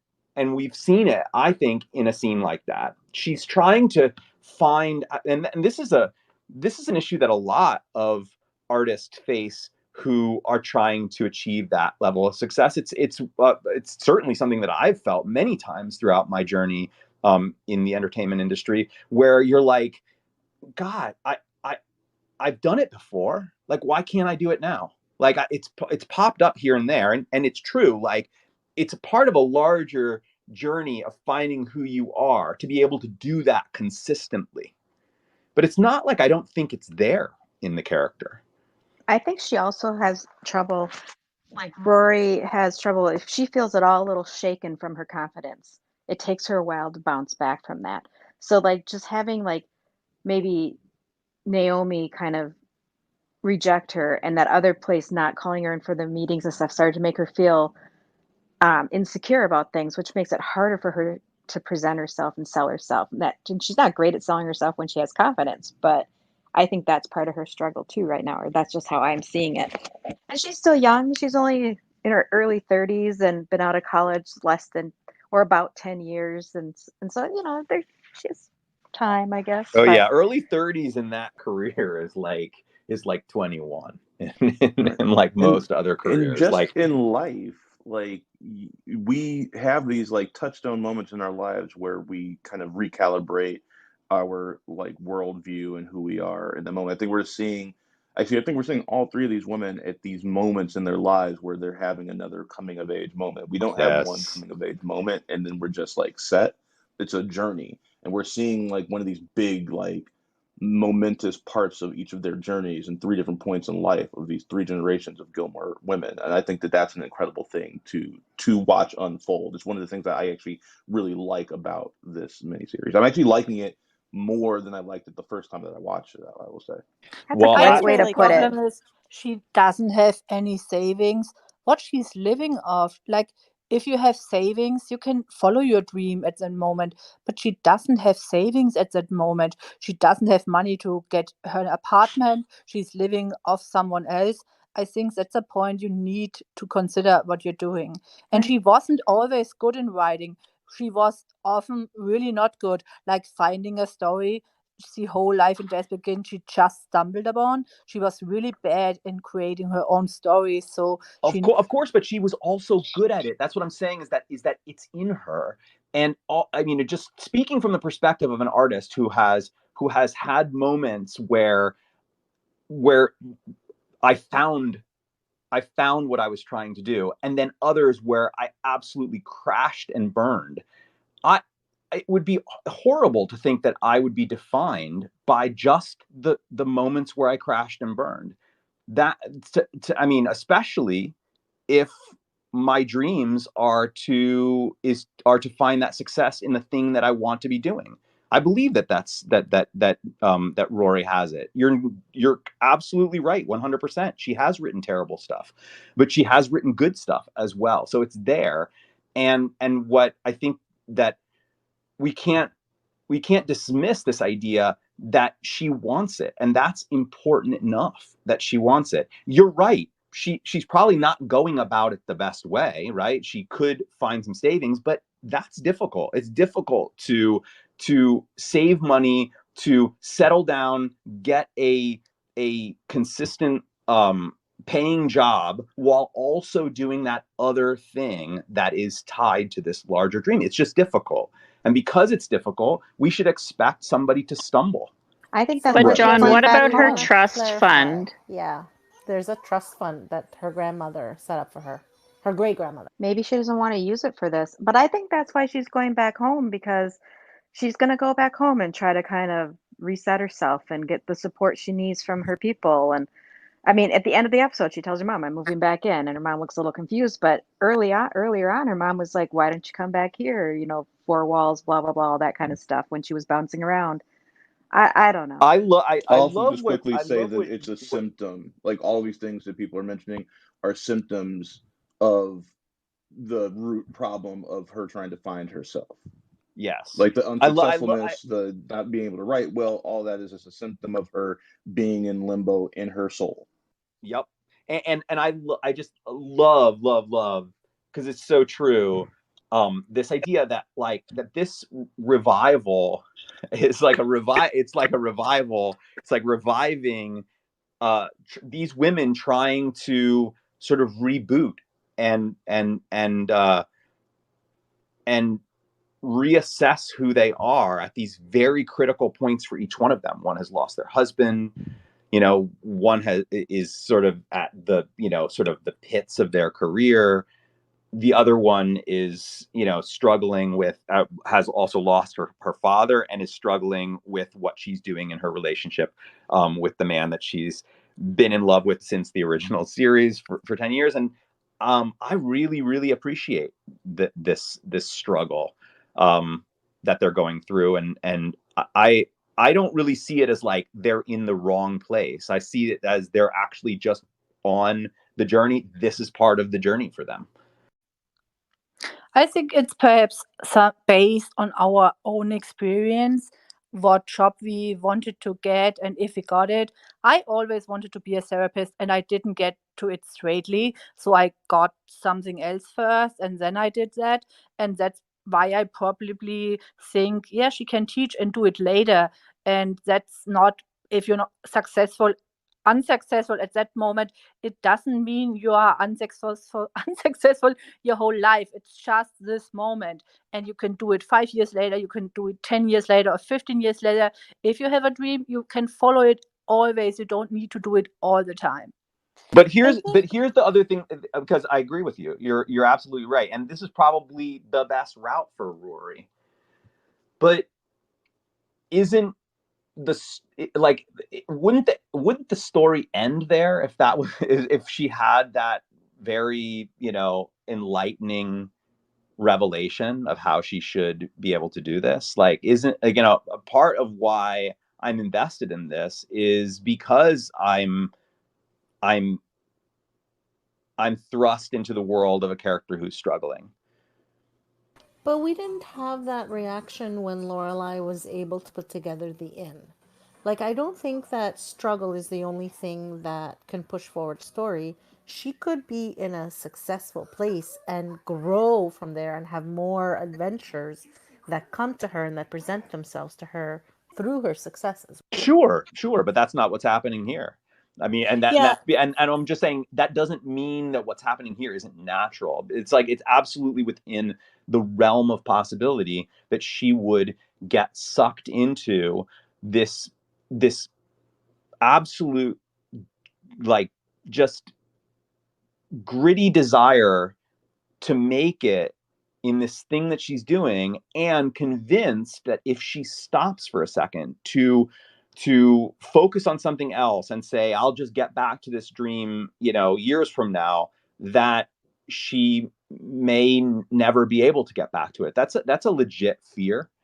There are actually a lot of people who don't get back to it and are regretful for the rest of their life that they didn't, but they just don't know how to get back into it now that they've done it, especially people who don't have the natural inclination. Claudia, you may have very well have had the natural inclination for therapy, and so knowing that you could take something else first and that you would eventually get to therapy might have been something that you were more confident in. We've all said this, that like this kind of lifestyle for Rory isn't natural to her. She doesn't have the kind of courage that Lorelai does. But it doesn't mean that um I mean the fact that she wants it, I think, is valid. And I think that if she believes that if I stop for a second, I'll never be able to get it, I think that that's also valid and within the realm of possibility for a character like this. I think my biggest issue that I have is not so much with her struggling, but the way that she sort of conducts herself as she's struggling. Um, it just, there was like this level of resiliency that I thought like we see with like Lorelai and things like that, and with Rory, even though we might agree, about Naomi's personality or different things like that, or that she was confused that she wasn't coming into Sandy Says for an interview, she just has this attitude about her, like this is her dream, but it's almost like she's not willing to work that hard for it. Like she wants it to happen easier for her, and she sort of like blames people, or doesn't seem to take that ownership. Well, I mean, I'll agree with that, but I mean, those characters are pretty horrible. I mean, those characters, I know they look like caricatures, but they are all over the place. And like you can see from the get-go how that relationship with Naomi is going to go. You can see how that interview with Sandy is going to go. How do you work with that? But was that really an interview with Sandy? I mean, did Sandy really tell Rory she was truly interviewing? I No, thought no, that I was don't think it kind was of, an I don't think it was an interview. I'm just saying like you could see how that relationship with Sandy was going to go. Like I could see from the moment that she walked in there, I was like, "Oh, no, she thinks she has the job and this person is now yeah, going to totally change the rules on her." And that is absolutely not fair for Rory. Like right. like like 100% not fair for Rory, but happens all the time. Now, somebody like Lorelai would have been able to make it through that because Lorelai has that natural ability. She's really good on the spot. She's really courageous, and she would have done it. Rory doesn't have that thing that Lorelai has. The question is, just because she doesn't have it, does that mean that she's not right for that world? Because she wants to be able to be good at that. And I just think that the dream, wanting something, even if you don't have the natural ability, like is still valid um because you can learn to be better. You can, that's part of the struggle. And I think that for folks like that who really want it and who don't necessarily have the the natural inclination towards that thing that they want so bad, they are the most at risk of absolutely never achieving it if they stop for a second, if they go into teaching, if they look for another job. I think it's the folks that are naturally inclined to that could probably do that. They could probably even juggle both a totally steady, steady career while also the hustle on the side. But I think that Rory doesn't have that. But I also, just because she doesn't, I don't necessarily think that means she shouldn't.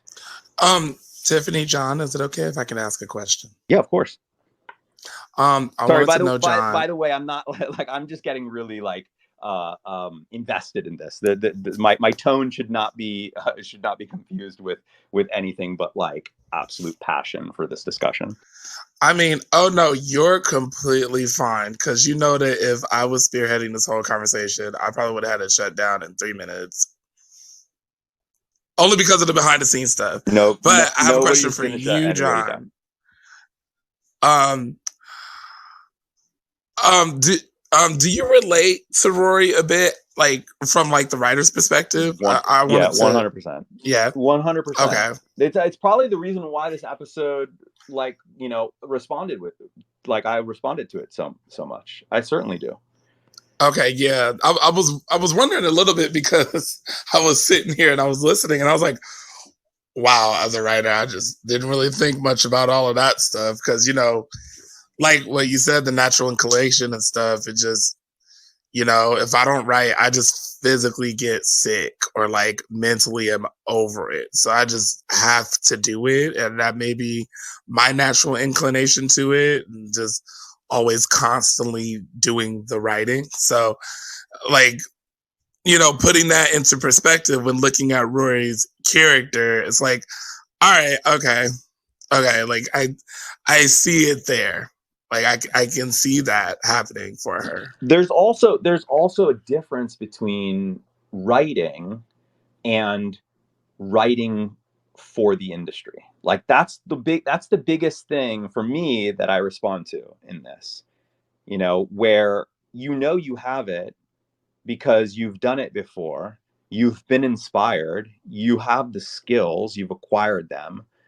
But writing in in that setting with those types of people, that's where it gets challenging. And that's where, like, you know, where some folks need a completely different mindset. They need to be able to shift their entire mindset from the way they are when they're alone in their room writing at their computer, to when they're in a room with folks like that. and Mm. and and there's, like, you know, I mean, you can see, like, some of the most successful people in this, in like Hollywood, for example, they're good at doing they're good at either doing both of them. Usually that means that they end up, you know, they end up creating really great content, you know, in the end, or they're at least good at the second of the two. They're really good at working with those types of people. Yeah. And whether or not they're that great of a writer, it doesn't matter. They get the work, and they're living their dream. Exactly. Yeah, they're putting the work down, and that is a big statement, because that is something that can be a big challenge when coming into your own as a writer. Is that, okay, you've been writing a lot for yourself, now you got to start writing into the industry, which makes a lot of sense, because, you know, with working with other people, there are a lot of times where I have to dramatically shift my mindset and kind of detach myself from my background because of how drastically different someone else's cultural background and upbringing is if I'm working on their project as a co-writer. So you are right about that. Yeah, let me give you an example. This happens all the time in the industry, for writers especially. um yeah, for all artists in the industry, but certainly for writers. um you're inspired, you come up with an idea for a television show, right, or a movie, or whatever. You're struck with inspiration. You're like, wow, why has nobody told this story before? This is absolutely amazing. You start sharing the idea with friends that you know. People are like, wow, that's really cool, that's great. You get inspired more. You're absolutely fueled by all of the, you know, the praise and support that you're getting. And you know, you sit down, you start writing stuff. Things are really flowing. And then you get to the point where you have to now shift to, well, I need to get this sold. Like, I now need to I now need to change from creative person to business person, right? So you contact your agent or manager, you get them the script, or you get them the treatment or whatnot. Let's say treatment, right? Let's say that, like, this thing is still not fleshed out.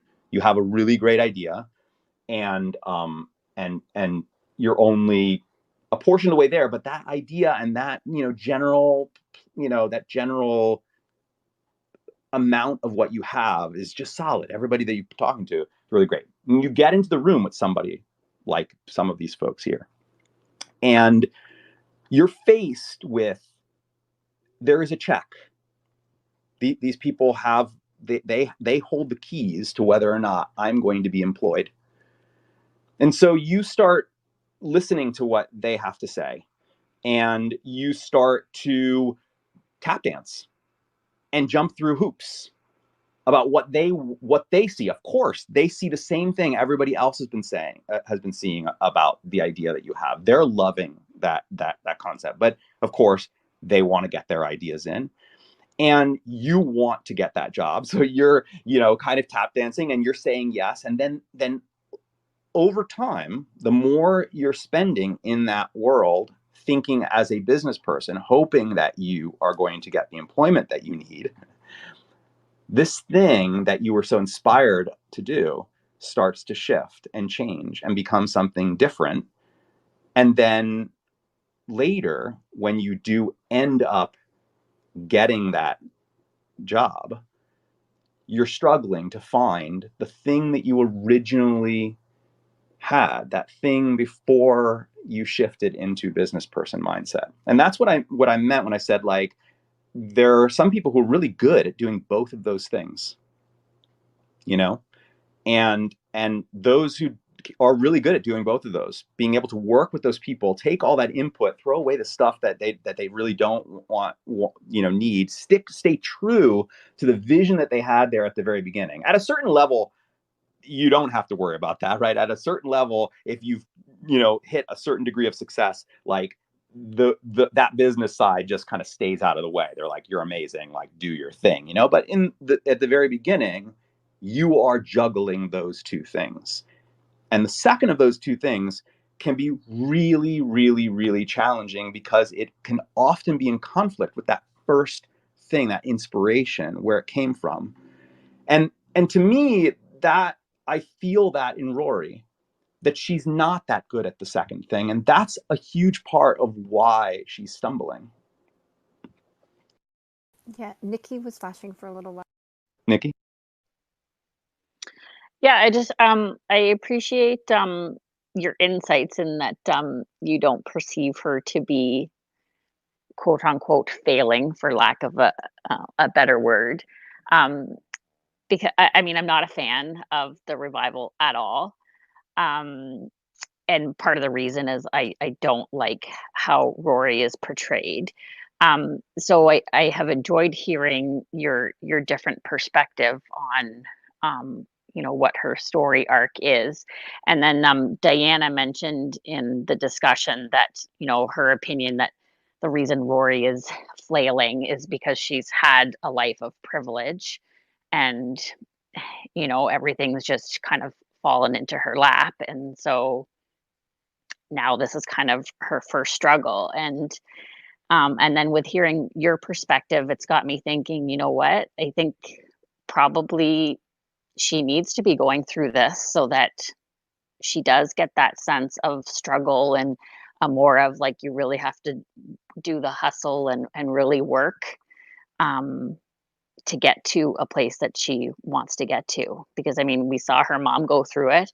I mean, even though Lorelai had a life of privilege, until she asked her parents for money for children, she really had completely stepped away from that and started at the bottom and built her career. And so I'm kind of rethinking things, and I think that probably this is the path that she needed to be on, so that we can hope that she maybe goes on to bigger and better things. Yeah, I mean, I'm certainly hoping. I mean, we've got 2 more revival episodes to see either more of her struggle or some sense that there's a light at the end of the tunnel. But none of it seems like it's off for me with Rory. And I do think that the life of privilege plays a part in it, maybe. But I also think that just naturally, she doesn't have what Lorelai has. She doesn't have that little bit of she doesn't have that courage. Elle said it. That was part of what Elle was saying that I responded to, and I agree with that. And I think that that's what makes Rory not as good at the second part of yeah, it. she doesn't have that grit. Yeah, but it doesn't mean that she doesn't want to be there at the top, and it doesn't mean that she isn't talented at writing. And I think that those are 2 very important things to keep in mind. And I don't know. For me, it makes for arresting drama. That doesn't take away from any But of the other things. But historically, we do also know she does struggle when she isn't succeeding at everything and naturally being the best at everything, because in so many points in her life, she just naturally was at the top.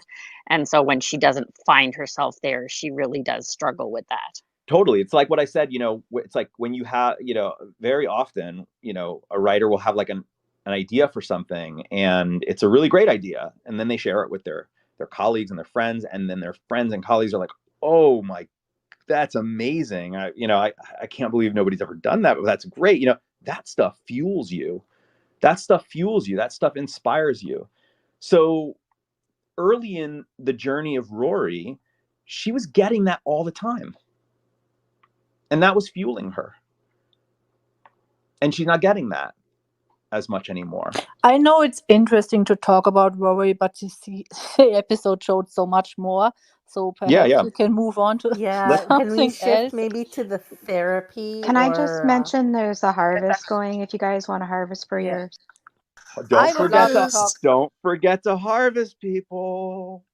I would love to talk about the therapist because she's named Claudia and we talked about therapy.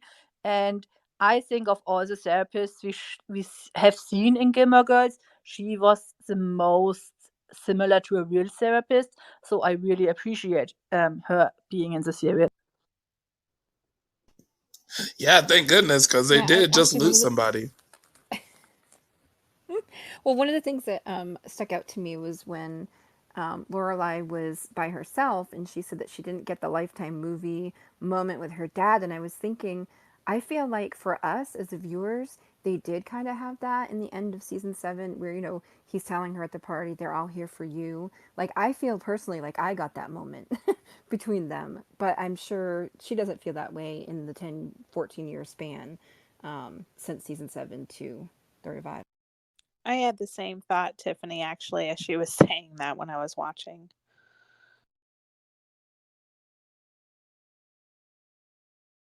I think it's great if we look back to how Lorelai spoke about Rory seeing a therapist in Yale as she cried about the coffee thing and Logan. And now she's going herself and she really tries to talk about her issues. So I think that's a big difference and a big grow in Lorelai. And I really appreciate that storyline. I also appreciate the comedy in the sessions. I like it. Yeah, that's true. Yeah, I me would too. hate them being my patients because it sucks if you need to wait till someone speaks, but sometimes you need to wait it out. And she was doing such an amazing job being patient with both of these really difficult patients. I think that I really like it because you also, especially in that like vignette moment where we get to see like clips of them in various like emotional states, seeing kind of the depth and complexity of their mother daughter relationship between Emily and Lorelai. That there is love there, that they have similar senses of humor, but then they get in each other's way. I really enjoy that, seeing how they kind of always, because they're out of all the character dynamics in the series, they're the two that I feel like are always just going head to head with each other, and so it really excites me to really dig into that in those scenes. I love how it started out as Emily signing up for therapy. Then she roped Lorelai into it. And then she dropped out, so Lorelai kept going. Like, I really like how that progression, Yeah, we end up getting somewhere we never intended. yeah, I feel like I was thinking about this in the episode that over the course of these last, this last, decade that the show's been off the air, I feel like it must have been talked about amongst writers from on the series and Amy and Dan, like this the idea that like, man, these two need to be in therapy. Like, why are they not in therapy? Why is Lorelai not in therapy? And I don't know that it feels right to me that that they've finally got here. It feels like this is what they needed to have the whole time. I Uh, think, and yeah, and more so Lorelai, actually. if you do therapy, you usually need a diagnosis because you cannot just talk to a therapist because you like talking to a therapist. You need to have something. And I think the morning of her dad and them both being sad gave them the reason to get therapy. So I think it was a perfect moment. She shouldn't have gone earlier. Yeah, I don't at maybe so. I'm just basing it off of just like just the idea that that these characters have had have had issues, like major issues throughout their entire lives, that they've been trying to work out themselves when they might have done well working those out with a professional. And I just have to imagine that some writer in the last, like, however long, but in the last decade for sure, but maybe even back during the original series, that some writer must have said at some point, like, gosh, like, these two could use some therapy. I Like, think whether or not that writer has the right to say that or diagnose them for that, it just sounds like something that somebody would have said. at least in the US, you don't need an actual like DSM diagnosis if you're doing private pay. That's only for insurance. And then they could just get by with like relationship problems is a what we call a V code, and they easily could have gone in for that at any point because they clearly had them. Oh Yeah, it depends on yeah. what insurance you have here, because you can just go whenever you want to, depending on what insurance you have. Just like elect to go. Well, I love how like Emily was like, "I'm going for me," and then at the end she's like, "Well, it didn't work for you. You're still the same." And I think probably Stacy and Claudia can talk about this if they want, but I think sometimes people do that. They're like, "We need to go to therapy," but you're always thinking, "We're going to fix you, not me."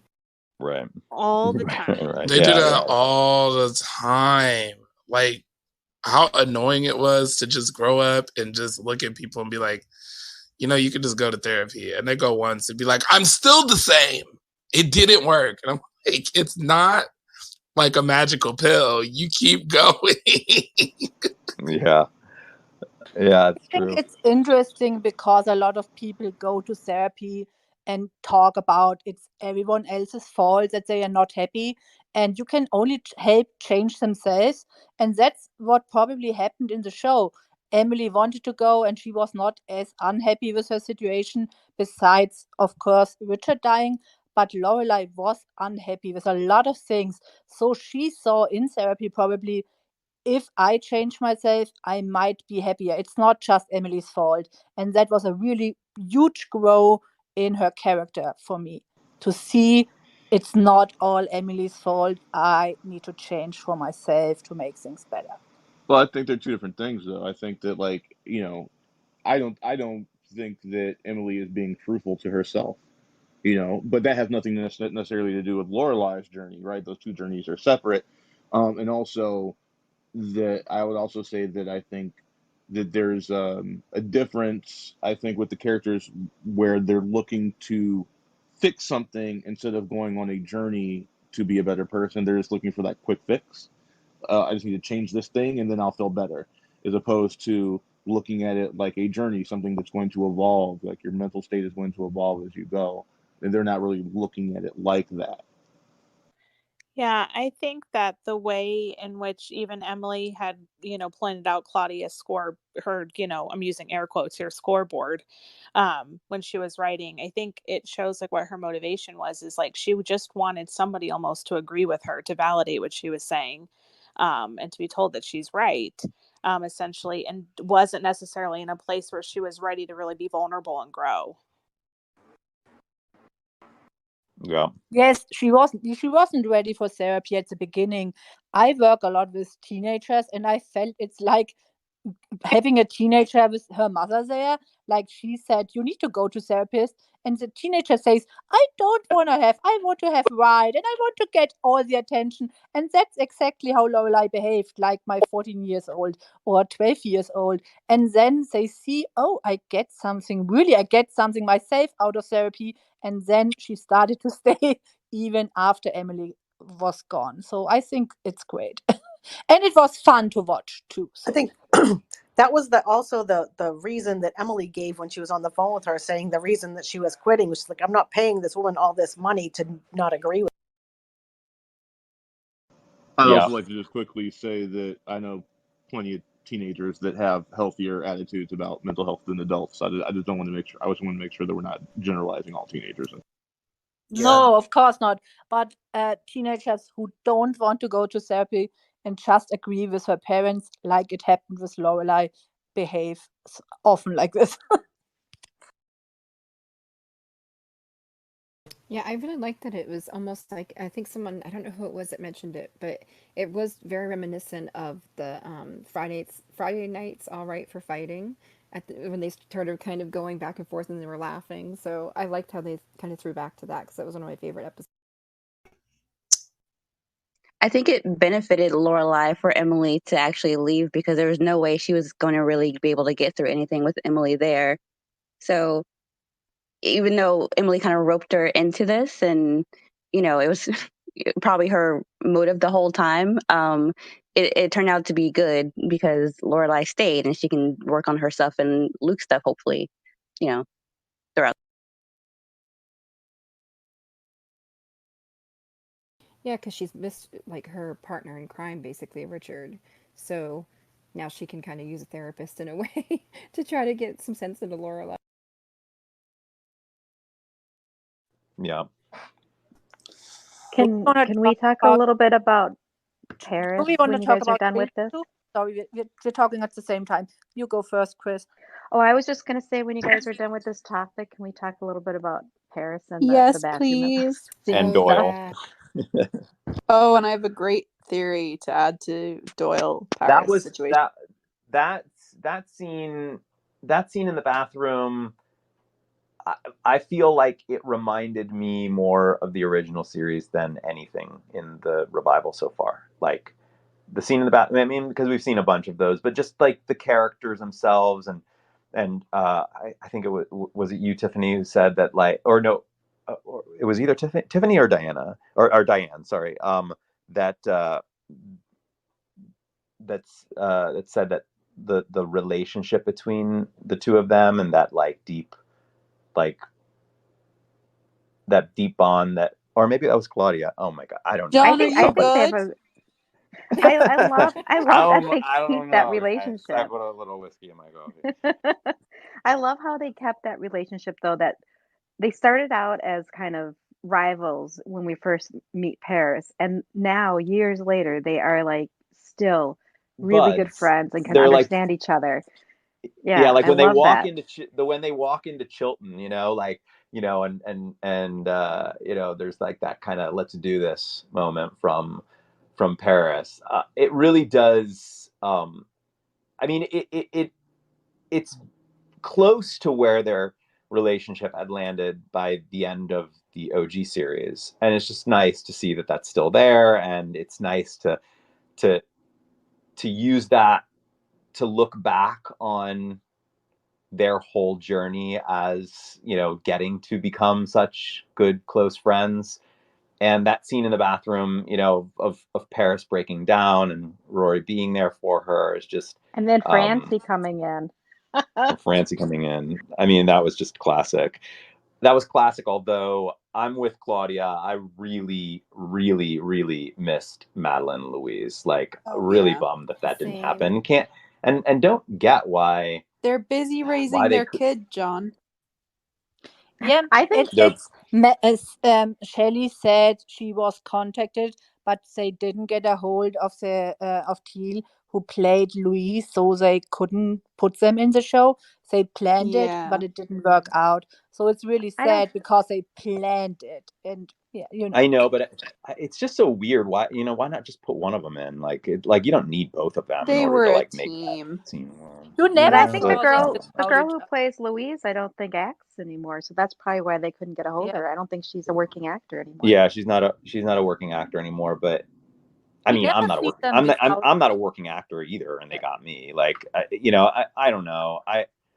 But even still, But like, maybe she just didn't have interest. That's all. That's what I like mean. Like, I know, but what I'm saying is, like, so what? Like, then just put Shelley in it. I I do don't know. think I would have. Shelley said during the finale, John, that they didn't want to do it unless it was both of them, because they were a I team. know I'm that's pretty what sure. I know. I know. I remember she said that. I'm just saying, like, why? Like, who cares? I would have rather just seen one of them. Like, I miss those characters. I miss I miss seeing Madeline. So, like, you can't get Louise, okay, but if you can get me Madeline, I'd like to see where she's at. Um, I don't know. That's just me. I I felt don't feel weird like those. that I don't they. feel like Madeline was defined by Louise like that. Like, without Louise, there is no Madeline. Like, But we never saw her. We never saw her without them being in the same scene. We never saw just one of them. I don't remember one scene where you saw only Madeline without Louise, or the other way around. So I get it, even if I would love them. But they recasted Tristan, so they could have recasted Louise too. That doesn't make sense for me. There would have Why been did they? riots in the street. I don't know. I think that creatively it could have been done. Who knows? I don't know. I will, if you I'm guys. just saying I miss it. I'm just saying I miss it. That's all. That's all. That's all I really need Yeah. to share on that topic. I did just want to say, I believe I said it briefly yesterday, but just while we're on the topic of Paris, I do think if she's not my favorite part, she's very high up there of my favorite parts of the whole revival. I just feel like of all the scenes we get, of all the characters we get, she is very much so in character. She just feel like it's Paris. Yeah, totally. The others you kind of might have moments of, oh, that's a bit out of character, but everything Paris is very, very Paris. Yeah. And I Yeah. just love seeing her so much. It's like And it's And like Doyle. Liza. And It's like Doyle was still Doyle. Doyle. But yeah. It's like Doyle, I love Liza that Doyle's really. writing for Hollywood the same as he is in I real life. know. They just Yeah, put that was that so in there clear. for That him. was so clearly a nod to Danny Strong's current massive success in Hollywood. But you're absolutely right about that, Lee. I think that sort of going back to what I was saying earlier, I was like, the revivals feel a bit like they've got pilot syndrome going on, where the actors are still Yeah. are kind of trying to find their legs again. The way that most actors and writers and directors and everybody who works on a pilot kind of don't really totally know exactly where it's going yet and need a little bit of time to find that footing. I would say that like Paris doesn't have any of that. Like Liza comes in, she may as well have just walked right out of season 7, Oh yeah. Totally agree. right into the revival. Liza was what a And I powerhouse. felt the same. I felt the same way about Emily Kuroda. Like her Yes. Mrs. Kim was just Yes. like in it to win it. Like she was exactly not a smidgen off of Mrs. Kim. What And we did you saw think of Mr. Mr. Kim. Kim? If you meet Emily in real life, I saw it like 2 years ago. I know we shouldn't talk too much about FanFest, but I saw her doing it at FanFest all the time, switching to being Mrs. Kim, back to Emily. Incredible. It's amazing. It It's is. such a great actress. I can imagine doing something like this, switching in one sentence and back. It's incredibly Yeah, talented woman. I mean, she's like a absolute veteran of the industry. She's just like she's also just one of the coolest people like to work with. She's so fun and funny and down to earth and just really great. Not to go too into the gushing over my fellow cast members, but I absolutely love Emily. Mr. Kim, yeah, no. like why, like I didn't need it. Like I really didn't need it. Like that was definitely something that was like so clearly like for the fans, for 100% that conversation piece, which I feel that conversation piece has never really been seriously about wanting to actually see him. It's just been a sort of fun part of what the fandom does. And it's one of those, I think it's one of those things where it's like, oh, now that we saw him, we wish we never had. Yeah. Maui was flashing.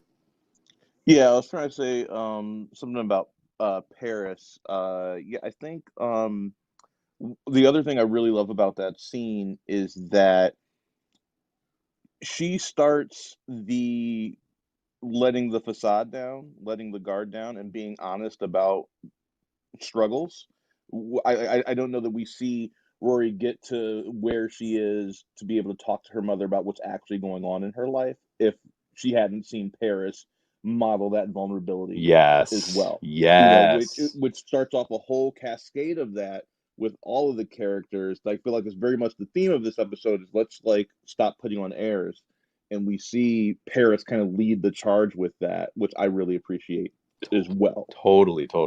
Yes, you're absolutely right. And I until you said it, it didn't even land on me, but that's absolutely true. Another thing about Paris that I really love is that maternal side that we see of her because, she talks about how the kids really love the nanny, but the moment that Doyle brings them home, they're really like she's really sunny and happy around them in that moment. And I think this side of her is kind of unexpected considering the mid 2000s Paris, who was all about career and seemed to place a little bit less importance on family. But here in the revival, we see that she really truly does become that I mother. think that's because her own mother wasn't like that for her. Yeah. I thought about that once, Diane. I thought that the reason Paris is the way she is with her kids and the way she talks about her kids and what she wants and things like that, I think it's because she didn't have that from her own parents. She had it from her nanny. And we heard her call Lorelai her mother too. And, like more of a mother than her own mother at one point. And it's just so yeah, I really like that about Paris as well, that even though she doesn't seem like she would like kids and she didn't seem to like them in the past, her own kids she loves beyond all. So it's just I like it It's a lot. very Yeah, sweet. I love To it. I love it. Yeah. to to Chris's point too, not only does Paris call Lorelai her second mother, but she refers to Nanny as her first mother in the same scene. She says that, when Nanny wasn't being my mother, Lorelai was. So, um, yeah, she doesn't even see her own parents as parents. She sees other people as parents. The only bad acting that she did in this show was acting like she was comfortable in heels. You saw They her were too stumbling big. up the stairs. It was so bad. I Like she think looked it added to horribly. it. Like It I was don't think they funny. fit her feet. But I was going to say, I did think it was kind of sad that, like you just said, Paris considered her nanny her first mother and Lorelai her second one. And then the same breath she said, or in the bathroom, she said that her kids liked the nanny more. So and she had always feared becoming her mother.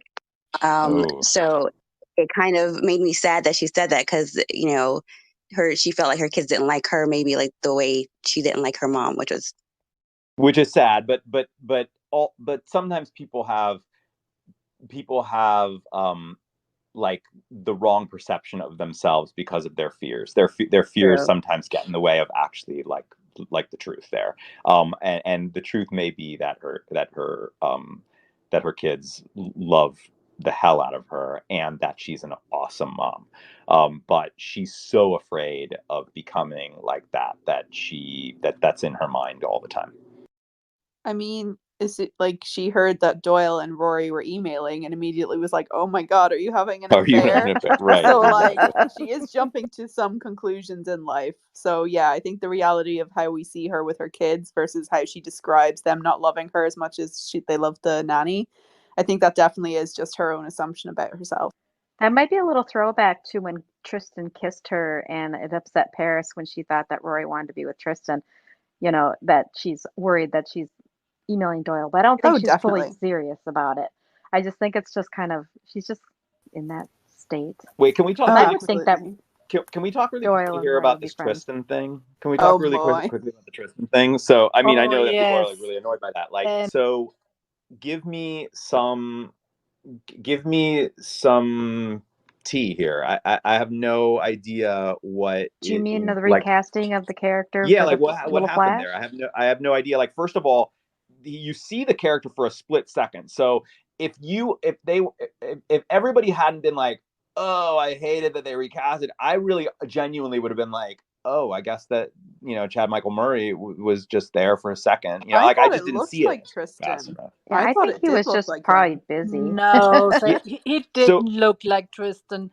I love Tristan. I love Tristan so much in this character, and I was so annoyed about it. And I read about it, and I think he said it was that his wife was pregnant and he couldn't. He really wanted to do it, but he couldn't. I think it was because of his wife, and I understand it. But why should you see that second? She could just have said, like, oh, there's Tristan, then flip out. They didn't need to recast him for 3 seconds. It annoys me it every just was. time I watch it.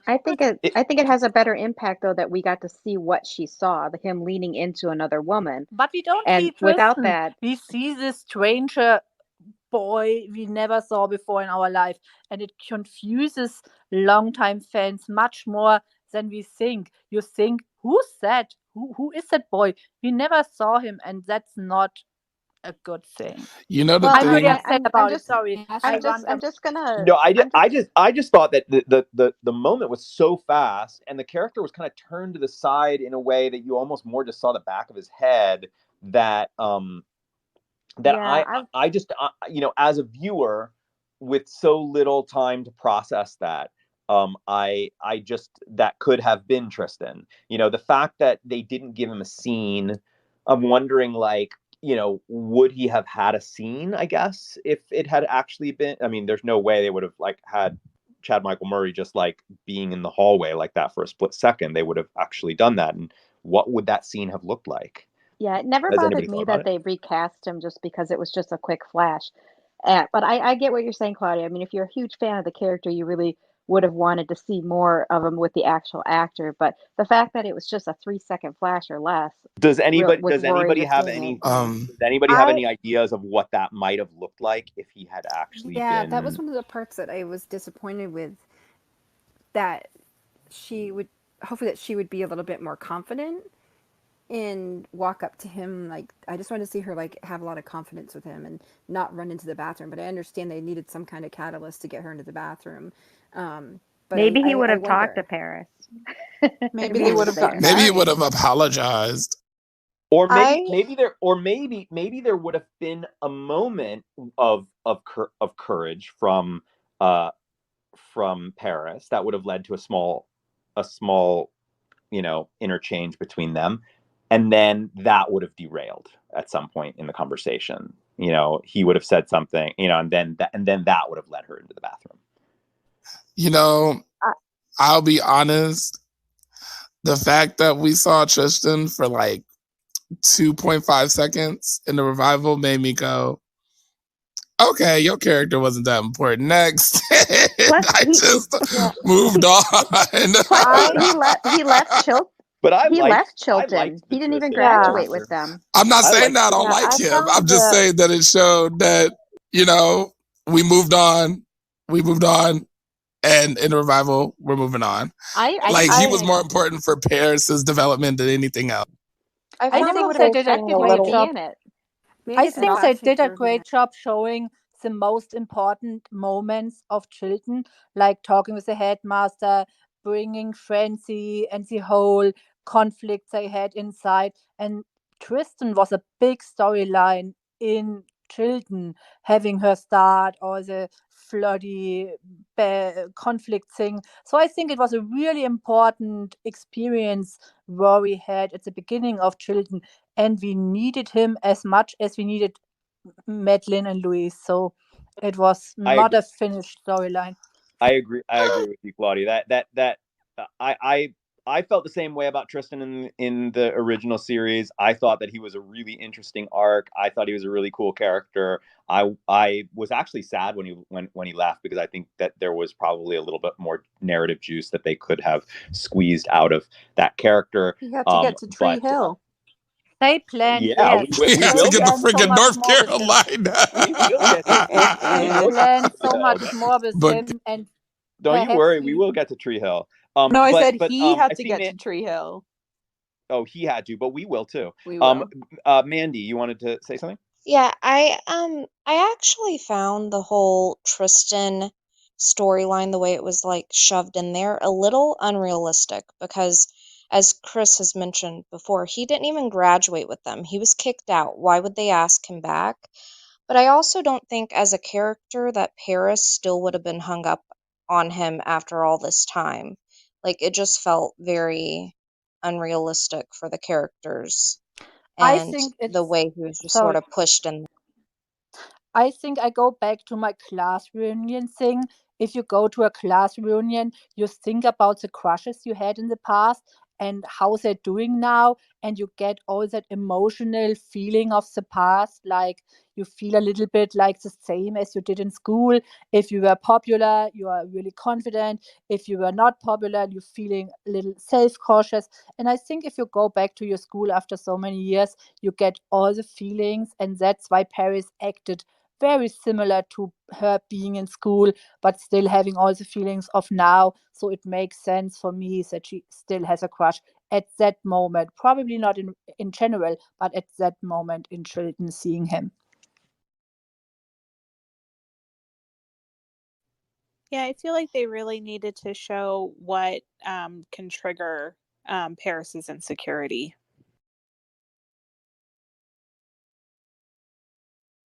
And she's Yeah. a divorced woman. She didn't get like her relationship how it should be. So she's very not being confident about boys she had in the past.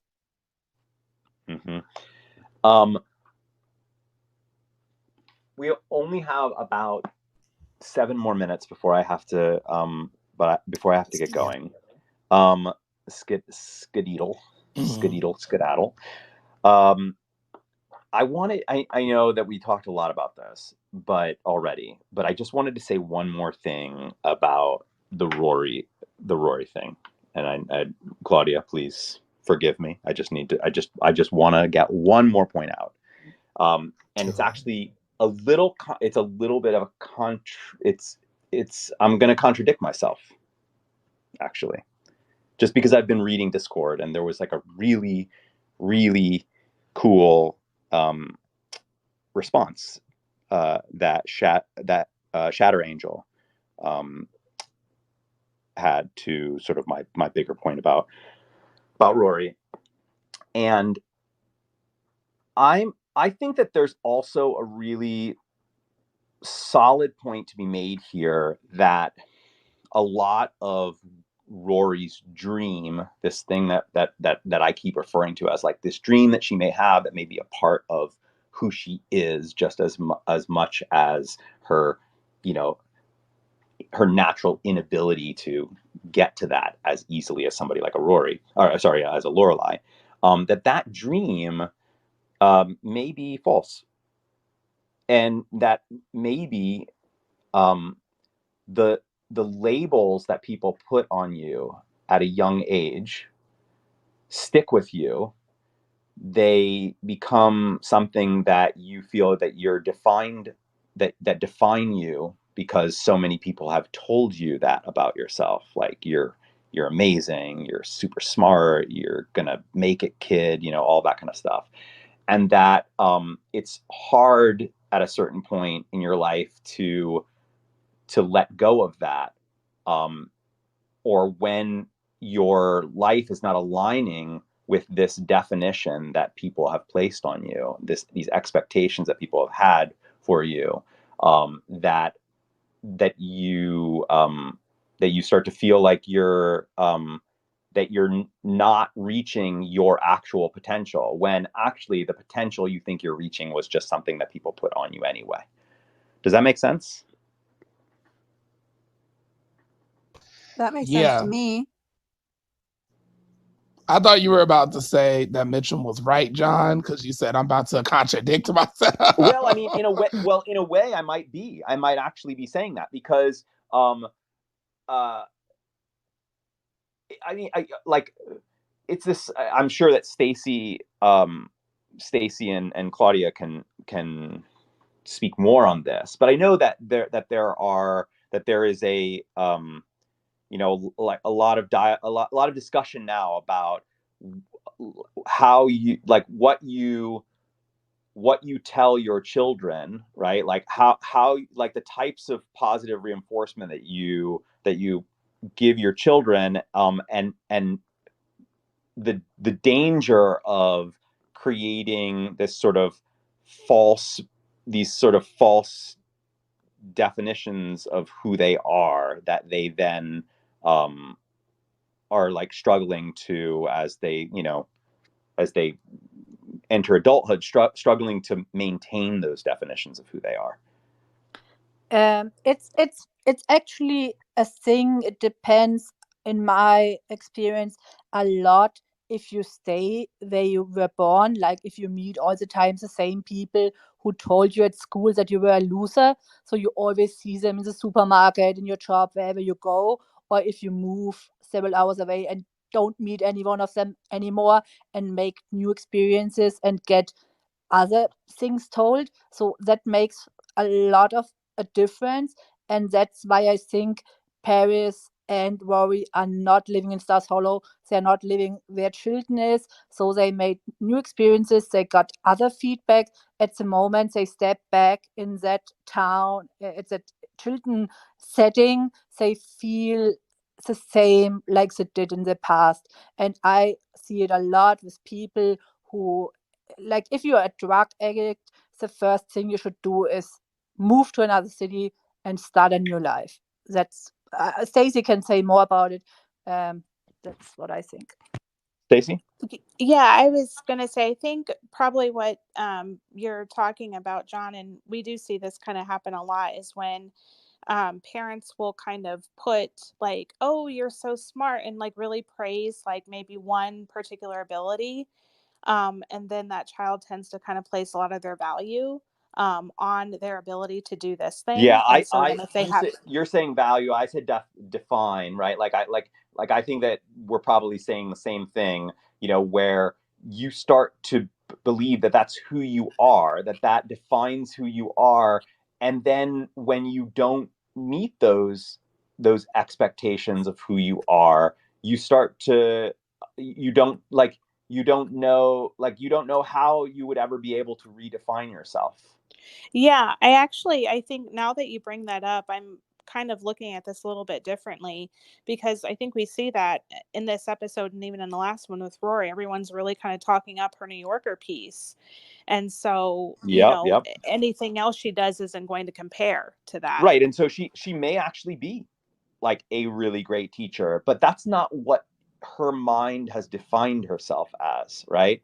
And so it's hard for her to picture that. Even if she can stand up and we all see how good she is and how comfortable she is at being a teacher, that she has in her mind, this is who I am. I am a person who writes great pieces and is a great writer and will get, in Slate and in GQ and in the Atlantic and whatnot, right? And so if that's who you've defined yourself as, because the people around you have constantly during your childhood said, you're a golden child, you're going to be the best, you're going to get into every school, you're awesome, right? Like, then you're going to be afraid to lose that particular badge, right? Like that becomes like a badge that you wear. I'm the smart kid. I'm the kid who can do it. I'm the one who can get into any school that I want to. And when you don't meet those expectations, then the badge is sort of taken from you. And then who are you? I don't know who I am exactly. And so this also aligns with what Maui was saying, which is that so much of what we're seeing here is about these characters coming to a place where they have to try and sort of understand who they are before they can move forward. Samantha? Yeah, I think that we saw a glimpse of that in, I don't remember if it was the finale of season 7 or the penultimate episode, when Rory couldn't get a job, and Lorelai was telling her that everything was going to be okay and she will get a job. And Rory had a little blow up, like, "Mom, it's your fault because you have always told me, put me like Right. on a pedestal." Yes. But that was, she got the Obama gig and everything was forgotten. Yeah. I think it was similar with, as she got that feedback from Mitchum. Everyone before told her how great she is, and the first mean feedback, she totally crushes everything. So I think she's not good with struggling, because she got always get everything on a gold tablet, so she gets everything served she wants. And now it's hard for her to fight for her own, because now she's living from others. She stays at Lane, at her grandmother's, at her mother. She doesn't need to get like a small, really cheap apartment to do it. She always can fall back on other people who help her all the time. And that makes her really bad in conflicts and in struggling. And it's hard to watch for me. Yeah. Yeah. It is 12:02. I actually do have to jump off. This has been another epic and awesome. I loved this discussion, and it gave me even more perspective on the episode than I had during the episode. And I'll say it again. I enjoyed this episode. That's what John, Remarkist is for. John, you wanted to ask me in the episode, you said you wanted to ask me how I feel about the length of the episodes. Yes. And Yes. I thought about what I want to say. And I think it's, for me, it's something new. It's like 10 years later. And as I said, I feel it's like a class reunion and you do things differently. Even if you meet up with your old classmates, you don't meet always in school. You're not meeting with a teacher. You just meet, I don't know, in a restaurant or something. And I feel the revival is so similar to that because it's not a lot of episodes. It's not a whole season. We get different kind of minutes, and that adds to my whole feeling of it's new. We kind of knew it, but we don't expect it to be new. And I think that's my whole experience is I enjoy it being different. I enjoy the decided to do something new with our old characters. It shows growth to do it differently, to try a new thing. So I really like it. Even if I wanted to have more episodes, I like the styles more of my watching. Yeah. So this is something I'm gonna be dropping a blog post about this soon in our Substack where I'm going to talk about worlds on Remarkist, worlds versus events versus universes. I know that a lot of folks still have a little bit of like, I want to just demystify some of that just for our platform, but I think that it speaks to what we're talking about here. This is not the Gilmore. This is not Gilmore Girls. Like this is not the original series. I think that that's a part of what makes it hard for a lot of fans is that we felt like season 7 needed like or not I didn't really necessarily feel that way, but I know a lot of folks felt like they needed more from that series. And the hope was that they could get more from that series. But that's not what this is. This is a new series. It's in the same world, it's in the same narrative universe, but it is a new series with a new like kind of tone and a new style of of shooting it. It might be a little too close to the old series that you there might be an argument to be made like, well, is it one or is it the other? It kind of feels like it's trying to be an extension of the series, but it also kind of feels like it's new. But I think that this is a very good point, But Claudia. That yeah, it's that it it's has its own Netflix thing. It isn't season yeah 8. It it, has a new name. It's you yeah need yeah to yeah click on a yeah. That's different thing, so you know it's not the same. You I know know I it's know different, and I I agree. like that. I know what I'm saying is I agree with you, but I also think that there's an argument to be made that it does sort of kind of it's not like the difference between Cheers and Frasier, which are also two shows with characters that live in the same narrative world, but like so clearly like separated those stories. This one kind of does that, but kind of doesn't. So in that way, it's so close to the original that I could see the argument being made that it doesn't really feel like it fits with the other one. And I think the reason why it doesn't fit is because or one of the reasons is for the point you're making, Claudia, which is because it's not part of the original series. It's its own completely new thing in the larger Gilmore Girls narrative world.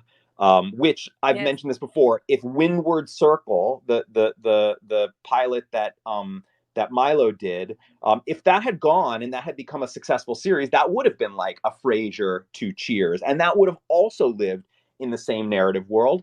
And but probably would have had that large separation that it could be a completely different style and be a completely different tone, and we all would have, if it was good, forgiven it for that.